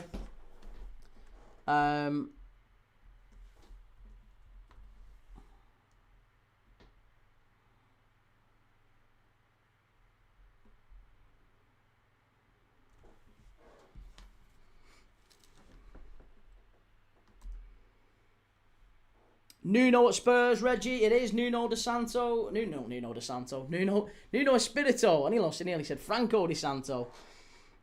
It's not De Zerbi at Brighton. No, it's Remy Gard at Villa, though. Remy Gard at Villa. Remy Garde, however you want to pronounce it. Not Jack Santini. Good question. Good shout, though. Di Matteo is... Di Matteo shortest at Chelsea. No. Shortest at Chelsea you've already got. It was Potter. You've not got the longest at Chelsea, though. It's not Steven Gerrard at Villa. No, you've already got it, mate. It was Garde. We need the longest serving Brighton manager, the shortest serving Burnley manager, the longest serving Chelsea manager, the longest and the shortest for Fulham, West Ham and Wolves. Dick Advocaat for Sunderland, no. Yeah, need the longest and the shortest for Sunderland as well. Steve Cooper, shortest Leicester gaffer. He was only 5'6". It's not De Zerbi at Brighton, no. Stuart Pearce, City, shortest. No, it isn't. No, there's one who's got even shorter time. Dyche at Burnley we've got. Yeah, Dyche Burnley. He's the longest, but not the shortest. Need the shortest serving Burnley manager, permanent Burnley manager in the Premier League. Bit of a tough one, that one. I don't know if you'll get that.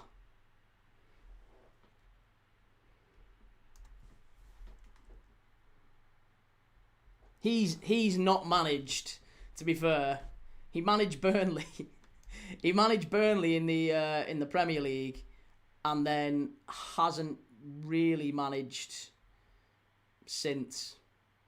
He lost 15 of their 18 remaining Premier League games. Yeah, and hasn't managed since 2013. Taxi for Potter, Steve Coppell, shortest at City. No, permanent. Only permanent managers, mate. Only permanent.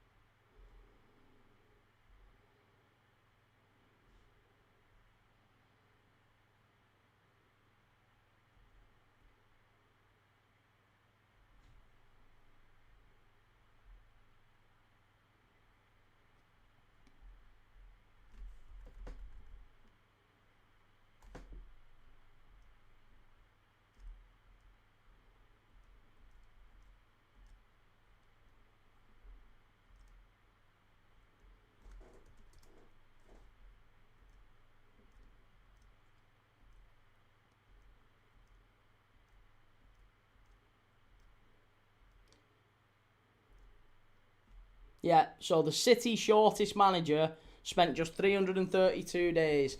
Chimey, shortest West Ham one is Moyes. It is, yeah. Moyes, shortest West Ham one. Any chance of the longest West Ham one? Gary Megson isn't in the list, no. Owen Coyle, no. Owen Coyle was the guy who this fella replaced Or this fella replaced Owen Coyle, rather. Chris Coleman, Fulham, no. Marco Silva is correct at Fulham. He is the longest serving. I know we said present managers excluded, but he is. That would exclude him from the shortest. But yeah, he is the longest serving. Even if he lost his job today, he's the longest serving. Eric Ten Hag, Man United shortest gaffer. It's not. No, shortest gaffer at United is Moyes, quite comfortably. Reggie, longest Mourinho at Chelsea. Shortest Lopetegui at West Ham. No, Chelsea's longest is not Mourinho.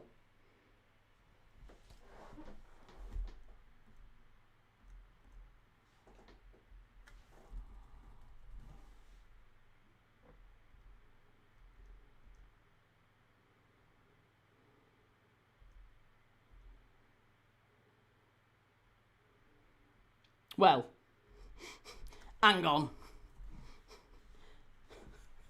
If we're talking his second stint, maybe it was.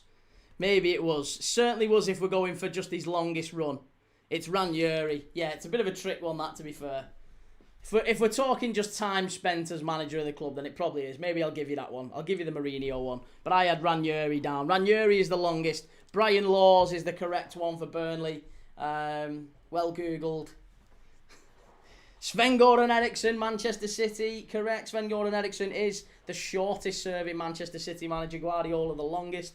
I need from you currently the shortest serving Fulham manager. It's not Ranieri at Fulham. Juan Derrelez says, what type of game is this Snorefest, Key? It's been a bad one. Yeah, it's been a bad game.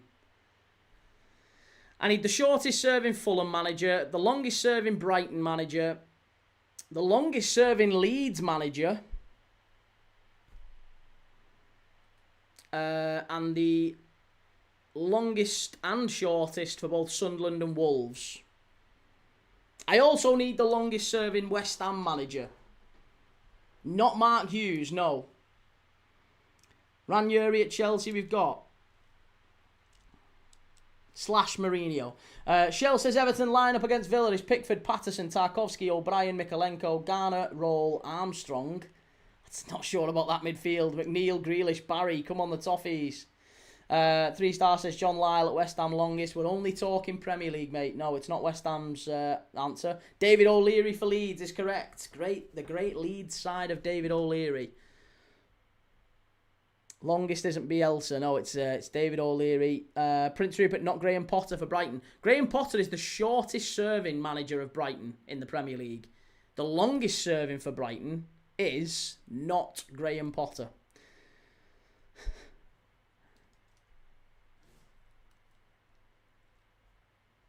Any answers for Wolves? Longest serving, shortest serving for Wolves, given we're watching them.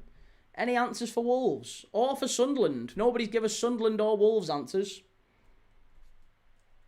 Longest and shortest I need for them. I need the longest for West Ham. The shortest for Fulham. The longest for Brighton. And then the longest and the shortest for Sunderland and Wolves.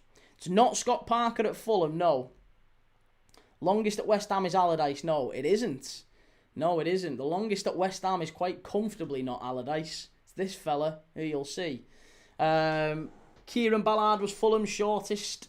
Felix Magath. It wasn't, no. Reggie Herzler at Brighton. No, it isn't Herzler. Wolves, Nuno. O'Neill at Wolves. No. Give you a clue. Can't go on like this, can it?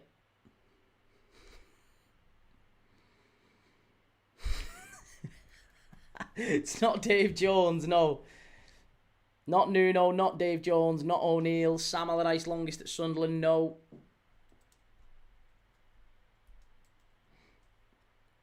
No, longest gaffer at Leeds is O'Leary.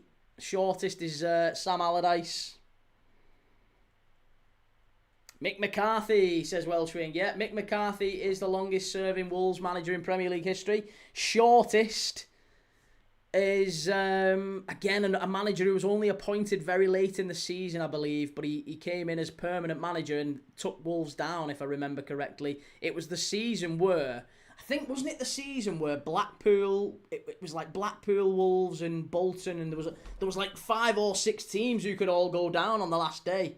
Terry Connor, says Shamner. Yeah, Terry Connor, Wolves manager for Wolves.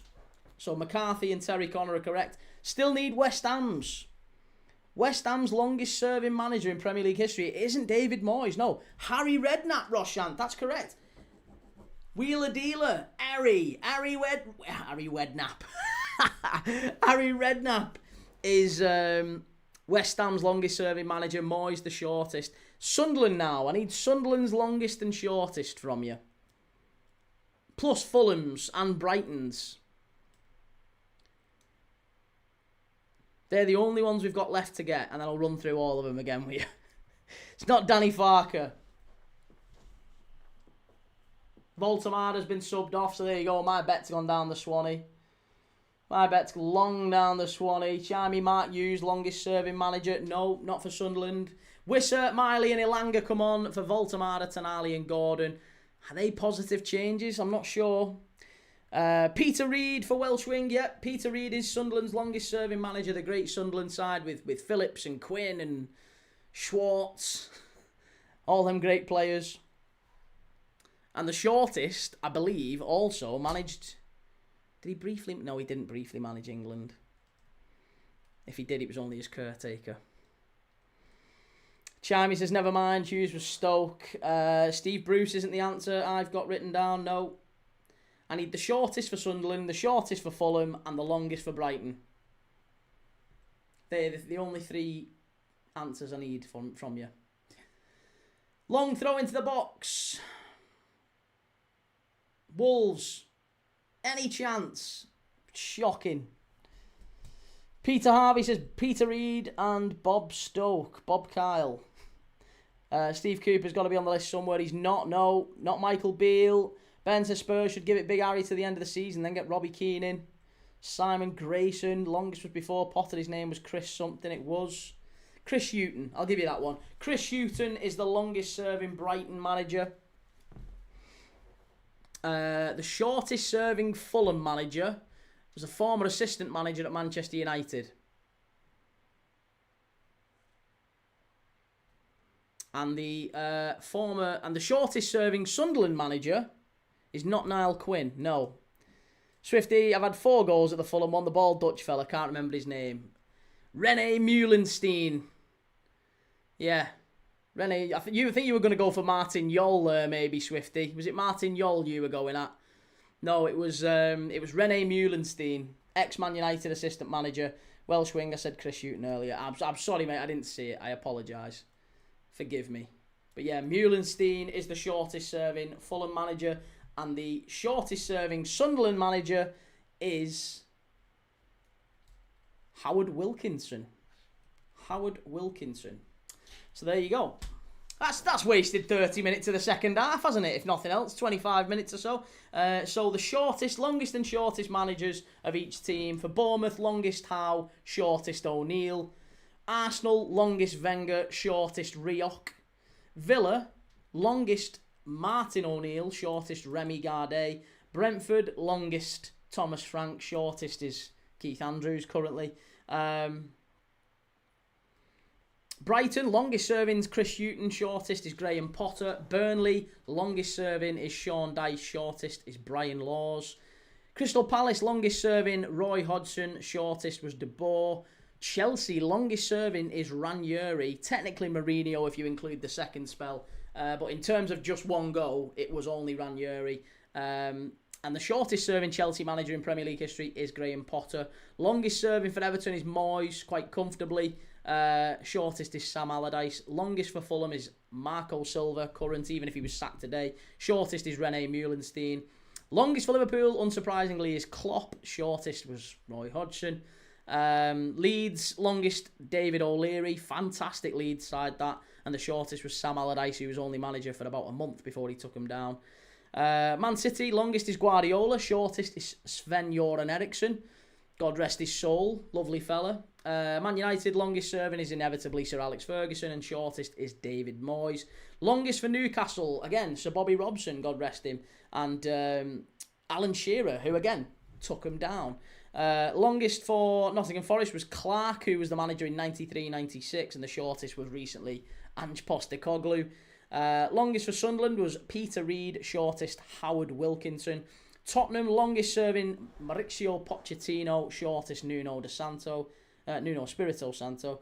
And West Ham, longest serving Harry Redknapp, shortest David Moyes. Finally, Mick McCarthy, longest serving Wolves manager, shortest Terry Connor. So there you go.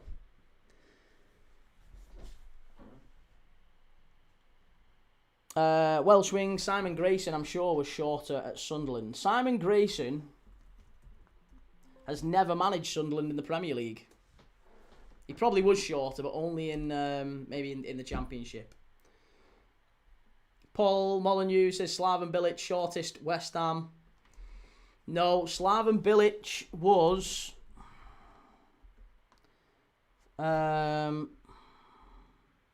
881 days. He was 2.5 years West Ham manager, whereas Moyes was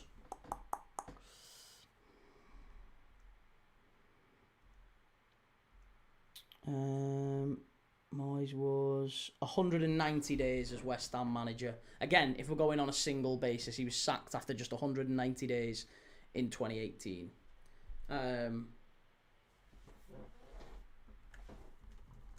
So again, maybe a fringe case that. And to be fair, if we're going for second longest, if you want to include Moyes' original spell at West Ham, then it'd be Lopetegui. Swifty, it was York I was thinking of. Welsh wing, no, Bilic was at West Ham for 3-4 years. Paul Shell, 143 watching, 47. Hit the like, share and subscribe, please. Thanks very much, Shell. Yeah, if you're new around here, generally speaking, we have a good laugh, even if the game's crap, and this is proof of that. I think we've had a good laugh in this stream, if nothing else. We've had some quizzes, we've had a laugh, we've had a giggle. I bet you'd been able to watch this and enjoy it a bit more than if you'd have just sat and watched the game. We've barely had a shot on target, 0-0, 73 minutes on the clock, and it's been a pretty dull and dour 73 minutes. Shamner, I think you got Sunderland. Michael Beale was only there for 12 games. Who was the Sunderland striker who passed away recently?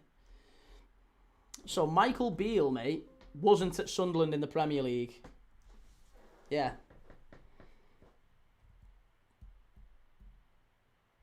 Leicester Glory update, Frank for Spurs. Why is he gone? Has he gone? Has Thomas Frank gone?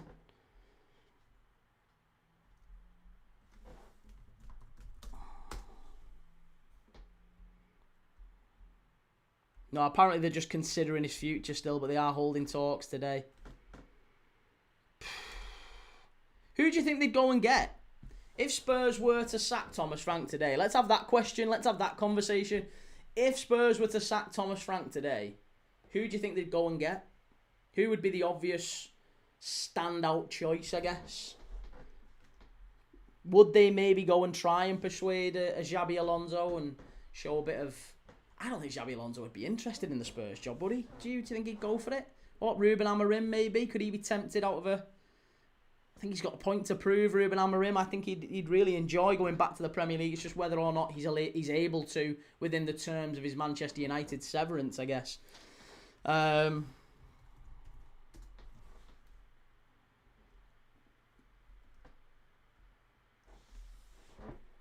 yeah, Gareth Southgate's obviously still available.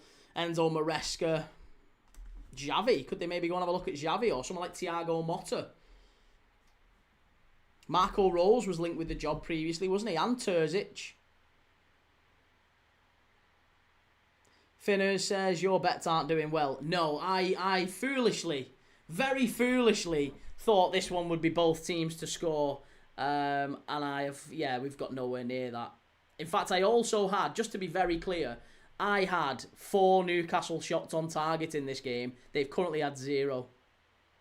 0 shots on target. Now, that is damning. If you're a Newcastle fan, to be honest, I am absolutely certain that we will see Joe come back into the chat shortly. And when he does come back into the chat, we'll probably talk to him about how Newcastle have got on today.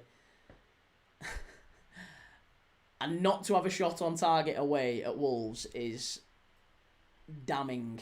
Absolutely damning. Yeah, Tony, it's gone, mate. It's absolutely gone. The bet is a waste of time. I'll show you my bet. Look at the state of this. Look at the state of this. I can't You can't legislate for that. You can't legislate for that sort of bet. I had Wolves or draw. I'll get that one.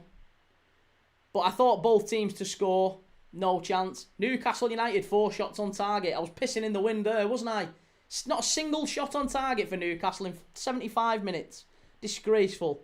So therefore, Harvey Barnes and Voltemada... I mean, Voltemada's gone off the pitch. He's off. He's subbed. So it's dead. It's dead in the water. Harvey Barnes hasn't had a shot on target, but he's still on.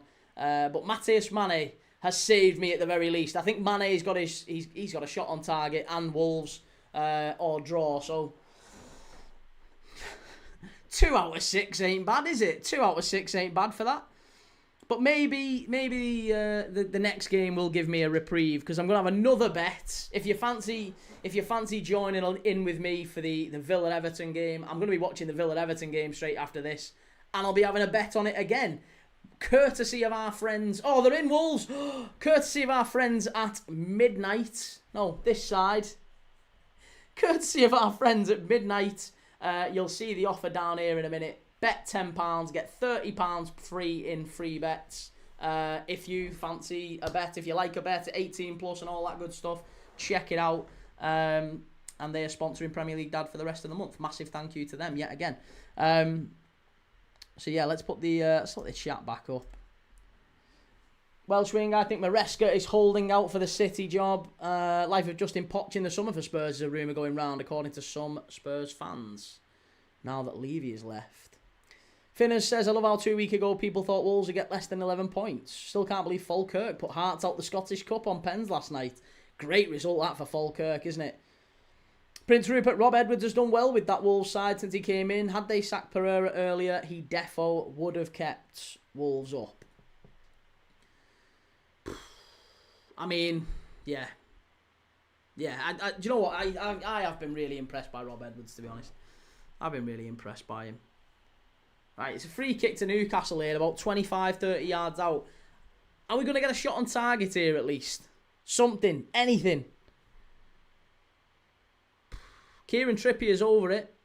He's still got blood on his face. I'm surprised the ref's not pulled him up on that and said, you need to go and get your face washed. Go and get your face washed. Your face is covered in blood. It's supposed to be rules for that in the Prem.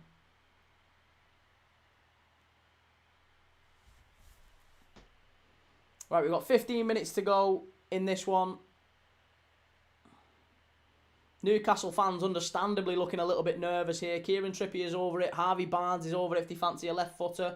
Is it Barnes? No, it's Lewis Hall, sorry. Lewis Hall it's certainly geared more towards a left footer, this one. And Trippier's standing away from it. It's going to be Lewis Hall, I'm telling you. Be very surprised if Trippier takes this. I think it's Lewis Hall and it's going to the keeper's left. It's whether or not the keeper can get to it, or even if it makes it to the net, it might go straight into the wall. Trippier with a shot. Oh, unlucky. It was Trippier and it was a good effort. Straight into the side netting. Really unlucky.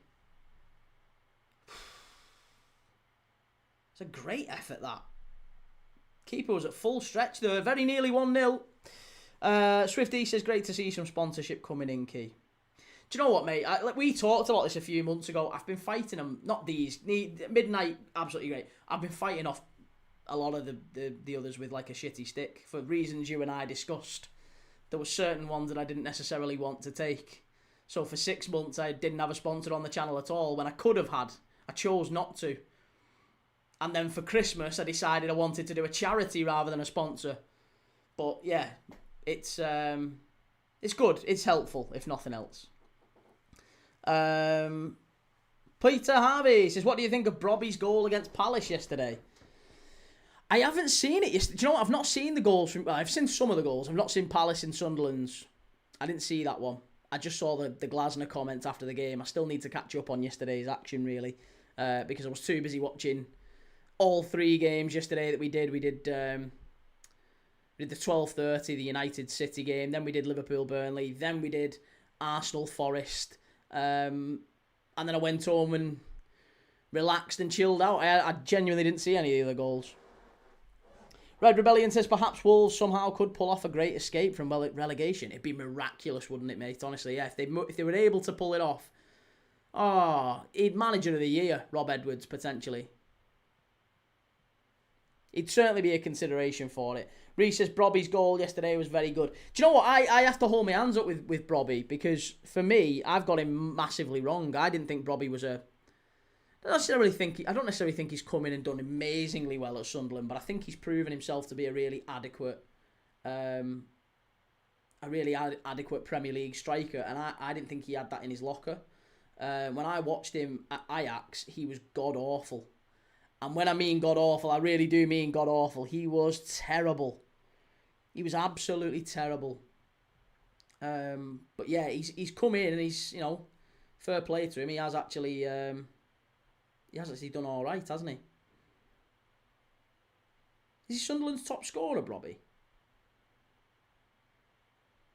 I think he is, isn't he? I mean, he's only got 4 goals, but I think is he Sunderland's top scorer? Yeah, Sunderland's top scorer, 4 goals this season. I know it's not a lot, but like I said, a competent Premier League striker. We're still only, whatever, at halfway point maybe, just over halfway through the season. If he gets 10 to 12 Premier League goals this season for Sunderland, then he's done all right, hasn't he? Swifty, you need to earn a living. Well, yeah. Yeah. Yeah, that's true enough. But I tried it the other way. I did, and I hope you sincerely know that I did really try it the other way. And maybe in time I can choose a more honourable and a different path going forward. Prince Rupert says statue for Edwards if he pulls off a great escape there. Manager of the year without question. Welsh Wing says in the football Discord group I'm on, when we did final Premier League table predictions in August, I had Sunderland finishing 12th because they bought well and was laughed at. Yeah, I was going to say there was a fair few rogue shouts towards the end of the summer that still thought Sunderland were, they'd be right down there. I didn't think Sunderland would be where they are, I've got to say. I got that wrong. I thought Sunderland would be safe. I had Sunderland staying up, and I had Leeds, Burnley and West Ham going down. West Ham might yet turn it round. Leeds are looking fair value. The only one I'm certain I've got right is Burnley at this moment in time.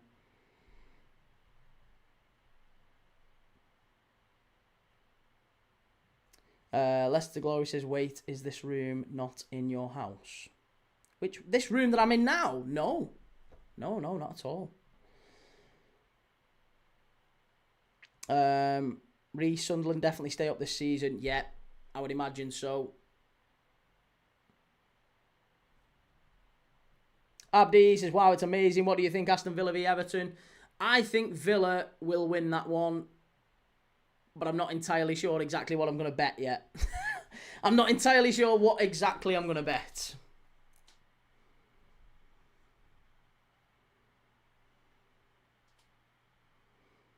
First Arsenal, second Liverpool, third City. I had City top, Liverpool second, Arsenal third, I think. Yeah. And to be fair, that was before the season started. There was a couple of I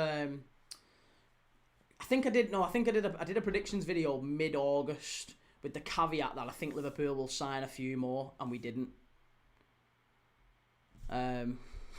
Which was always a bit of a kick in the teeth.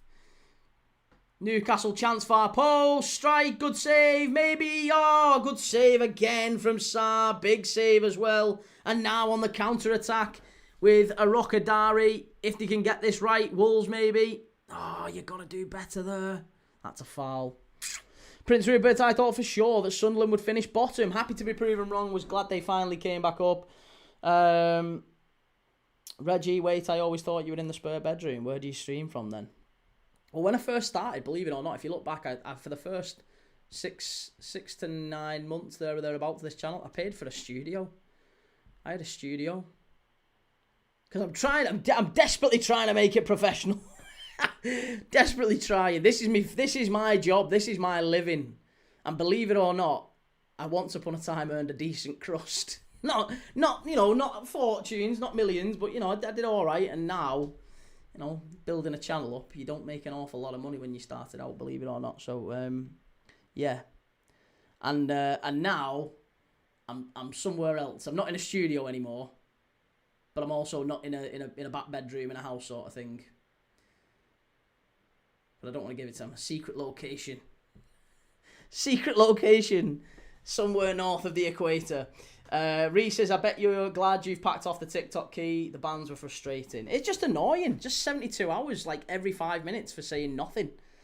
And plus, it wouldn't have worked anyway. Now that I have actually got a gambling sponsor, it wouldn't have mattered anyway. There's no way I was getting... there's no way I was able to stay on TikTok. Newcastle ball in. Oh, headed over the bar. Still 0-0. Last 5 minutes.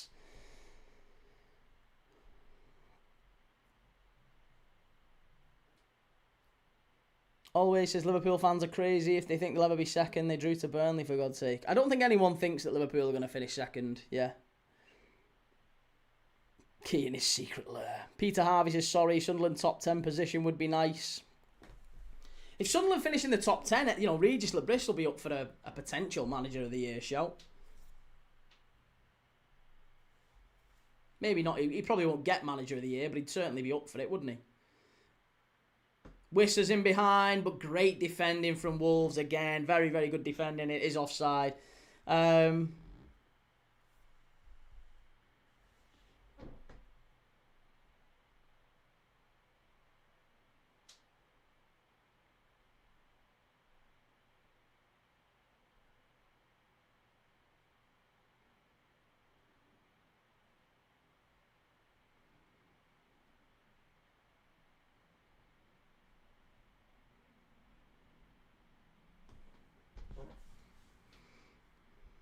Reece Key doesn't want to share his secret location, scared the Prem Dad Ultras will turn up. Just the Arsenal fans, mate. Just you and your mob. Not even the Prem Dad Ultras. You'd be surprised, honestly. Again, you know, you'd be surprised some of the threats. And it's not. It's, you know, it can get a bit scary. Be surprised how many people might want to hurt you because of something you say on the internet. I mean, I don't think it's necessarily surprising that there's nutters out there. There's people out there who'll do you harm. So yeah, giving your location away is probably not the smartest thing, especially if you're saying something that, heaven forbid, I say Arsenal might not win the league. They might bottle it. Let's get him. Peter Harvey says, name one English player in the Sunderland side. One English player in the Sunderland side. Chris Rigg. He's English, isn't he? I like him a lot. Oh, Wolves now counter-attack. He's all on his own. That's a foul, ref. That's a foul and a yellow card for Botman.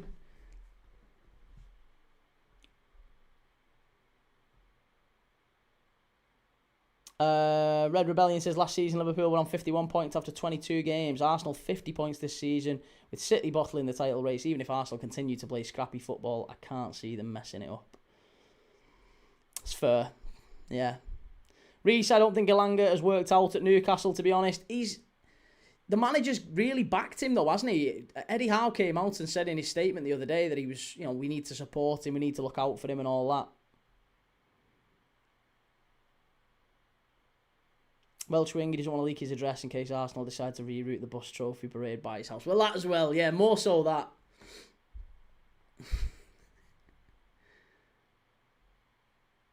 And with a bit of luck, I won't even be in the country in another 3 or 4 months anyway.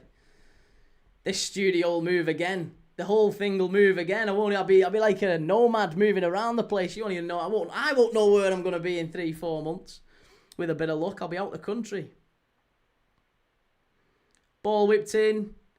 Headed across. Oh, nearly. There's a claim for a corner. You're not going to get it, sadly. Tony Peter says, roll on the Villa and Everton game. Yeah, please, for the love of God. We need goals. We need goals and intensity in that Villa and Everton game.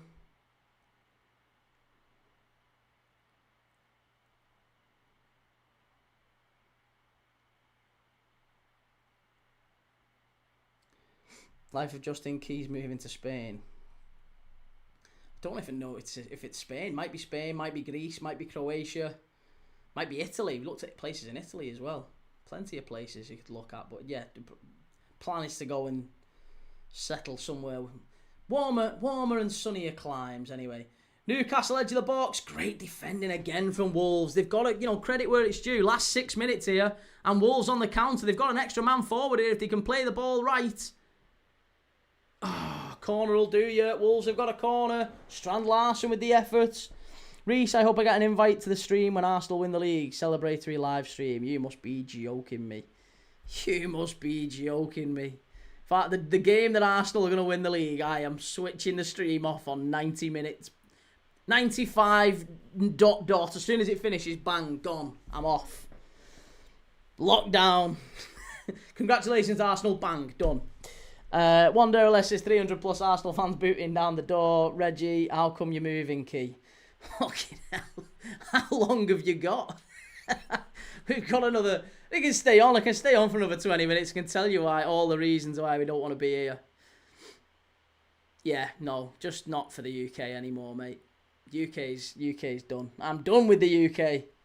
I've wiped my hands with it. Wash my hands with it. Not wipe my hands with it. Wash my hands with it. And by that, don't interpret that to mean anything.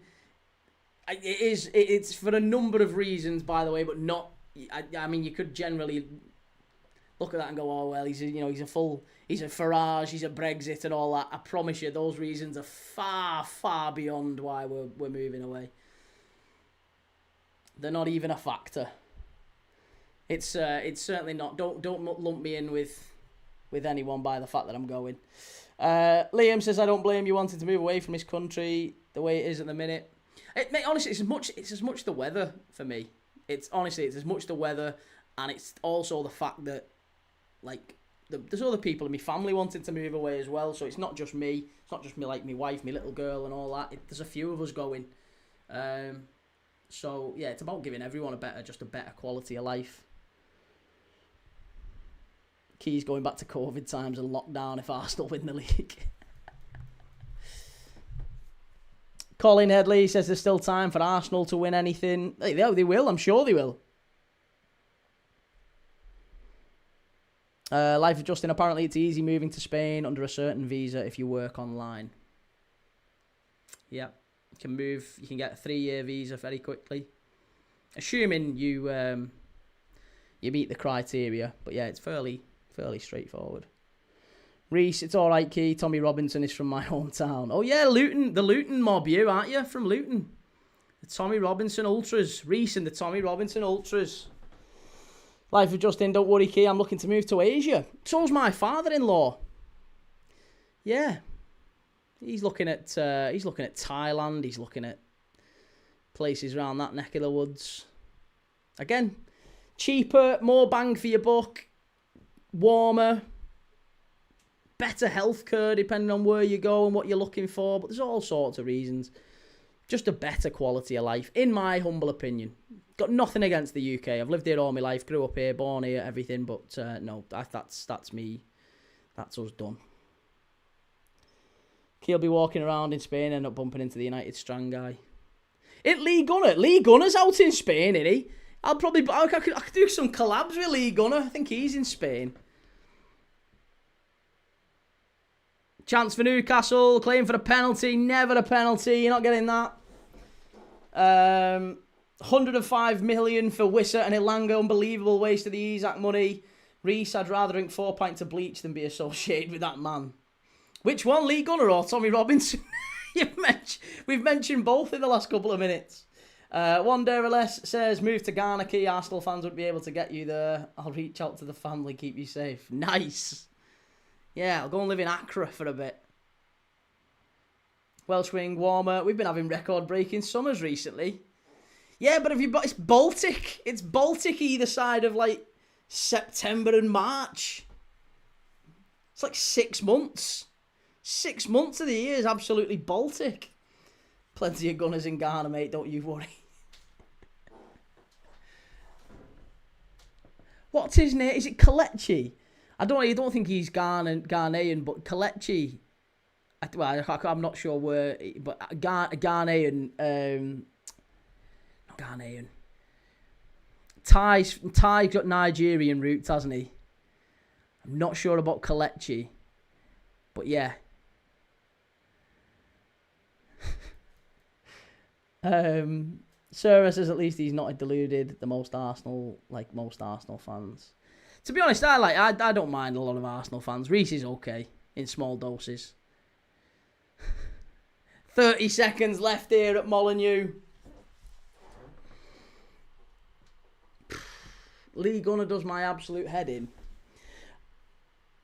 AFCON final at 4 p.m. this afternoon. 7 p.m, mate, it is, Peter. 7 p.m. it is. Yeah. Kelechi's Nigerian, is he? I see.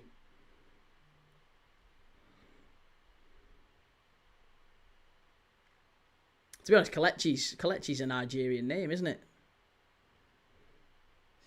There you go, full time. Didn't think I'd say that on the full time whistle. That probably sums up the game, doesn't it?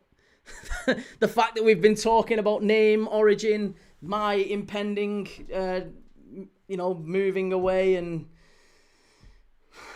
quizzes. We've done all sorts during this game. But watch the game. This is probably one of the better streams we've done on this channel, I think, bar the fact that we've not actually watched a lot of football. But listen, if you enjoyed that, then make sure you've clicked like and subscribed and all that good stuff. I'm going to stick around for a few minutes while I sort out my Villa and Everton stream predictions, because we're going to be going over to the Villa and Everton stream shortly. But yeah, let's just unpack this one first, because obviously we'll be doing Villa and Everton straight after this. What time have I got the Villa-Everton game starting? Can't remember what time we got that starting. Villa and Everton, I have got due to start at 4:15. 20 minutes? Nah, I'll just jump over to it. Just jump over. I'll put the link in the chat, though, just in case people do want to come across to the Everton game with us, Villa and Everton.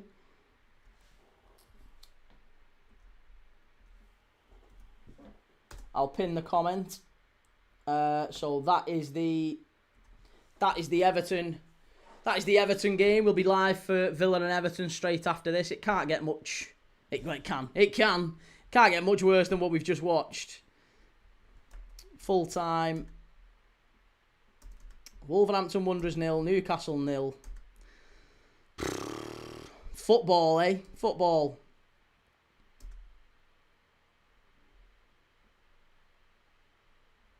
But yeah, where does that leave everything in terms of the table? I want to have a little look at what that means in terms of the table. Because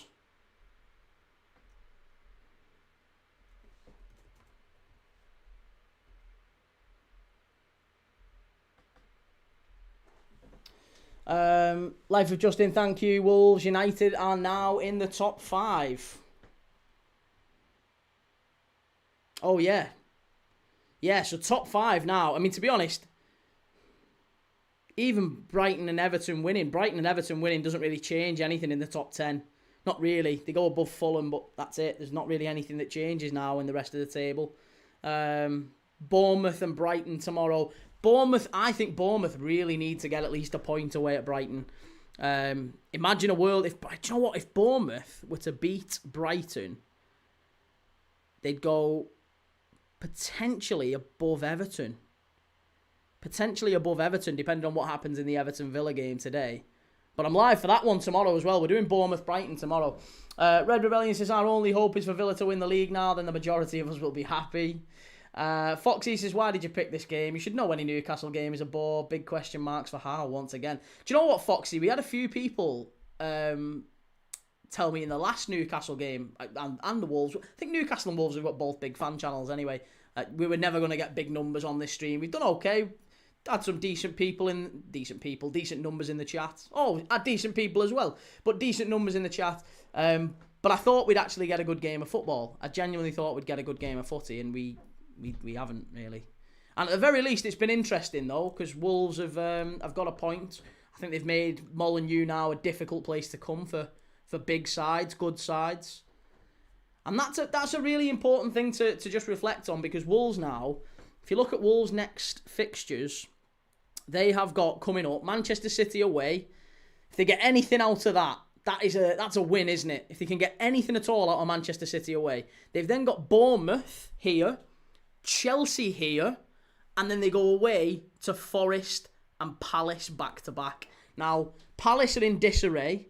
Forest, not necessarily. I mean, that's potentially a 3-point, or that's a 6-point game, that one, isn't it? Forest against Wolves. They go away to Palace. I think they've got to go and get something there. But if they can get points out of Bournemouth and Chelsea here at Molineux, and they start making Molineux a really difficult place to go, then there is a world where Wolves can stay up. There really is. I'm telling you, I think Wolves can spring a shock on a few teams, but they're going to have to start going for games a bit more, because points here and there aren't going to be enough. They're going to have to start getting wins. Foxy says it was more about how bloody awful we are away from home. I'm sick of watching us this season. I'm just venting, mate. Pay no attention to me. Do you know what? We had Joe. I don't know if Joe's going to come back in. I'm sure he will. But yeah, Joe is another Newcastle fan, as you know, who comes in the chat. And he was saying just before the game that he thought that if Newcastle lost this one, Eddie Howe would go. Do you think it's that much of a knife edge for Newcastle? Do you feel like that's a real... Is that a consideration? Not necessarily that he will be sacked, but maybe that he might get fed up and resign. That he's maybe taken Newcastle as far as he can. Is there a sense of that amongst Newcastle fans? Liam says Wolves unbeaten in 2026. Good start for Edwards, to be fair. He's done well, yeah. DJ Dan Mercury, good to see you, Dan. I noticed you got rid of the shite Liverpool shirts, Key. Thanks very much, mate. Yeah, changed them around a little bit. Because I knew you might be coming back on for Everton. Reece says, better than Leeds, to be fair. And Tony says, Wolves getting plenty of draws, which is not good. They need a few wins. I mean, like I said, the games they've got coming up, they have got Forest, they have got Palace, they have got some fixtures that you might look... Even Bournemouth. Bournemouth have lost... Didn't Bournemouth have one win in 13 or something like that before they played Spurs? So Bournemouth is not necessarily a game that Wolves should be... If anything, Wolves should be looking at that and go, we need to win. We need to maybe look at getting a win out of Bournemouth, maybe a point out of Chelsea, go to Forest and try and get a win, try and get a win at Palace at Selhurst Park, and then they've got Villa and Liverpool and Arsenal all coming here just before March, or just before the end of March, rather. Reece says, I think if Eddie Howe gets sacked, there is a possibility he goes to United, to be honest. Well, we've talked about Eddie Howe to United as well. I think there is a real possibility that if he was offered the job, he would take it. He'd walk over broken glass and hot coals with his fly unzipped to go to Manchester United. And that's no reflection on Newcastle. I just think it's the size of the challenge at United, and Eddie Howe, I think, is craving something a little bit different. And maybe he has burnt out a little bit in Newcastle. Maybe he has taken him as far as he thinks he can. I don't know. I have no idea, but it just that's the feeling that we're getting from some Newcastle fans as well coming in the chat. Red Rebellion, how are Arsenal fans proud of their team being top after they have been playing this season? And Fox says, definitely think Wolves are not done. They have quality. They just need to get wins when they deserve it. Too many unlucky moments with them after a while no longer is bad luck. And Foxy says also, in terms of how I still think he's safe, European qualification some way will be enough, I'm sure, and it's very possible because the rest of the league is awful. I would say Newcastle will still finish top 7. And maybe a cup run. I mean, you're still in the cup. Who have you got in the cup next round? Who have you got in the cup? I know City, Carabao Cup, I'm not talking. I think you're probably out of the Carabao Cup, but certainly in the FA Cup. Who have you got in the FA Cup? We did the FA Cup draw, but I can't remember who you got.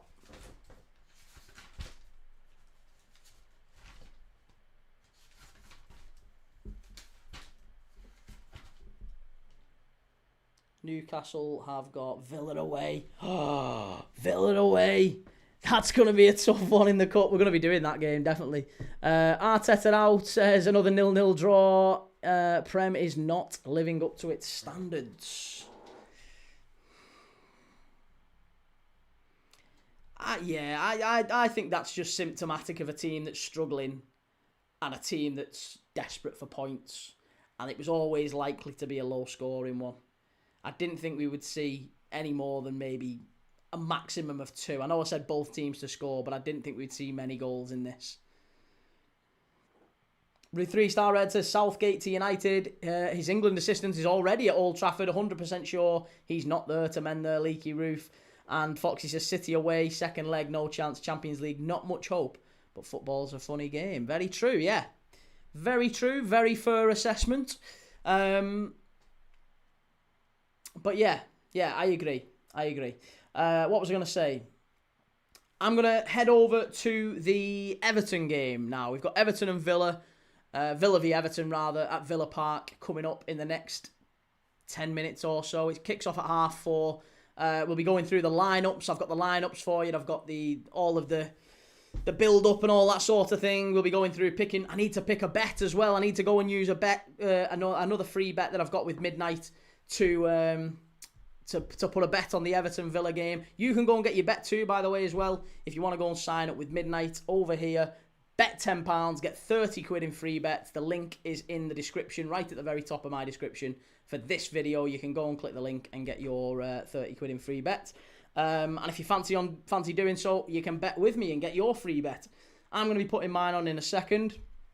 But before we dive over to that, or before we do that, make sure you've clicked the like button on the video and also make sure you've subscribed. I am live every single day watching games of footy. Villa v Everton next. Straight after that, we're doing the AFCON final tonight. Senegal against Morocco. Hopefully you'll join me for both of those, or maybe one of those. Maybe you'll dip in and out of them, who knows. But hopefully I'll see you again. And if not, maybe see you on one in future. Right, take it easy. The Everton link is in the pinned comment. So if you want to move over with me to the Everton game, I'll be live on the Everton stream in literally 5 minutes. Just click the link at the top and wait for me in there. I'll be back over in 5 minutes. See you in 5 for Villa Everton.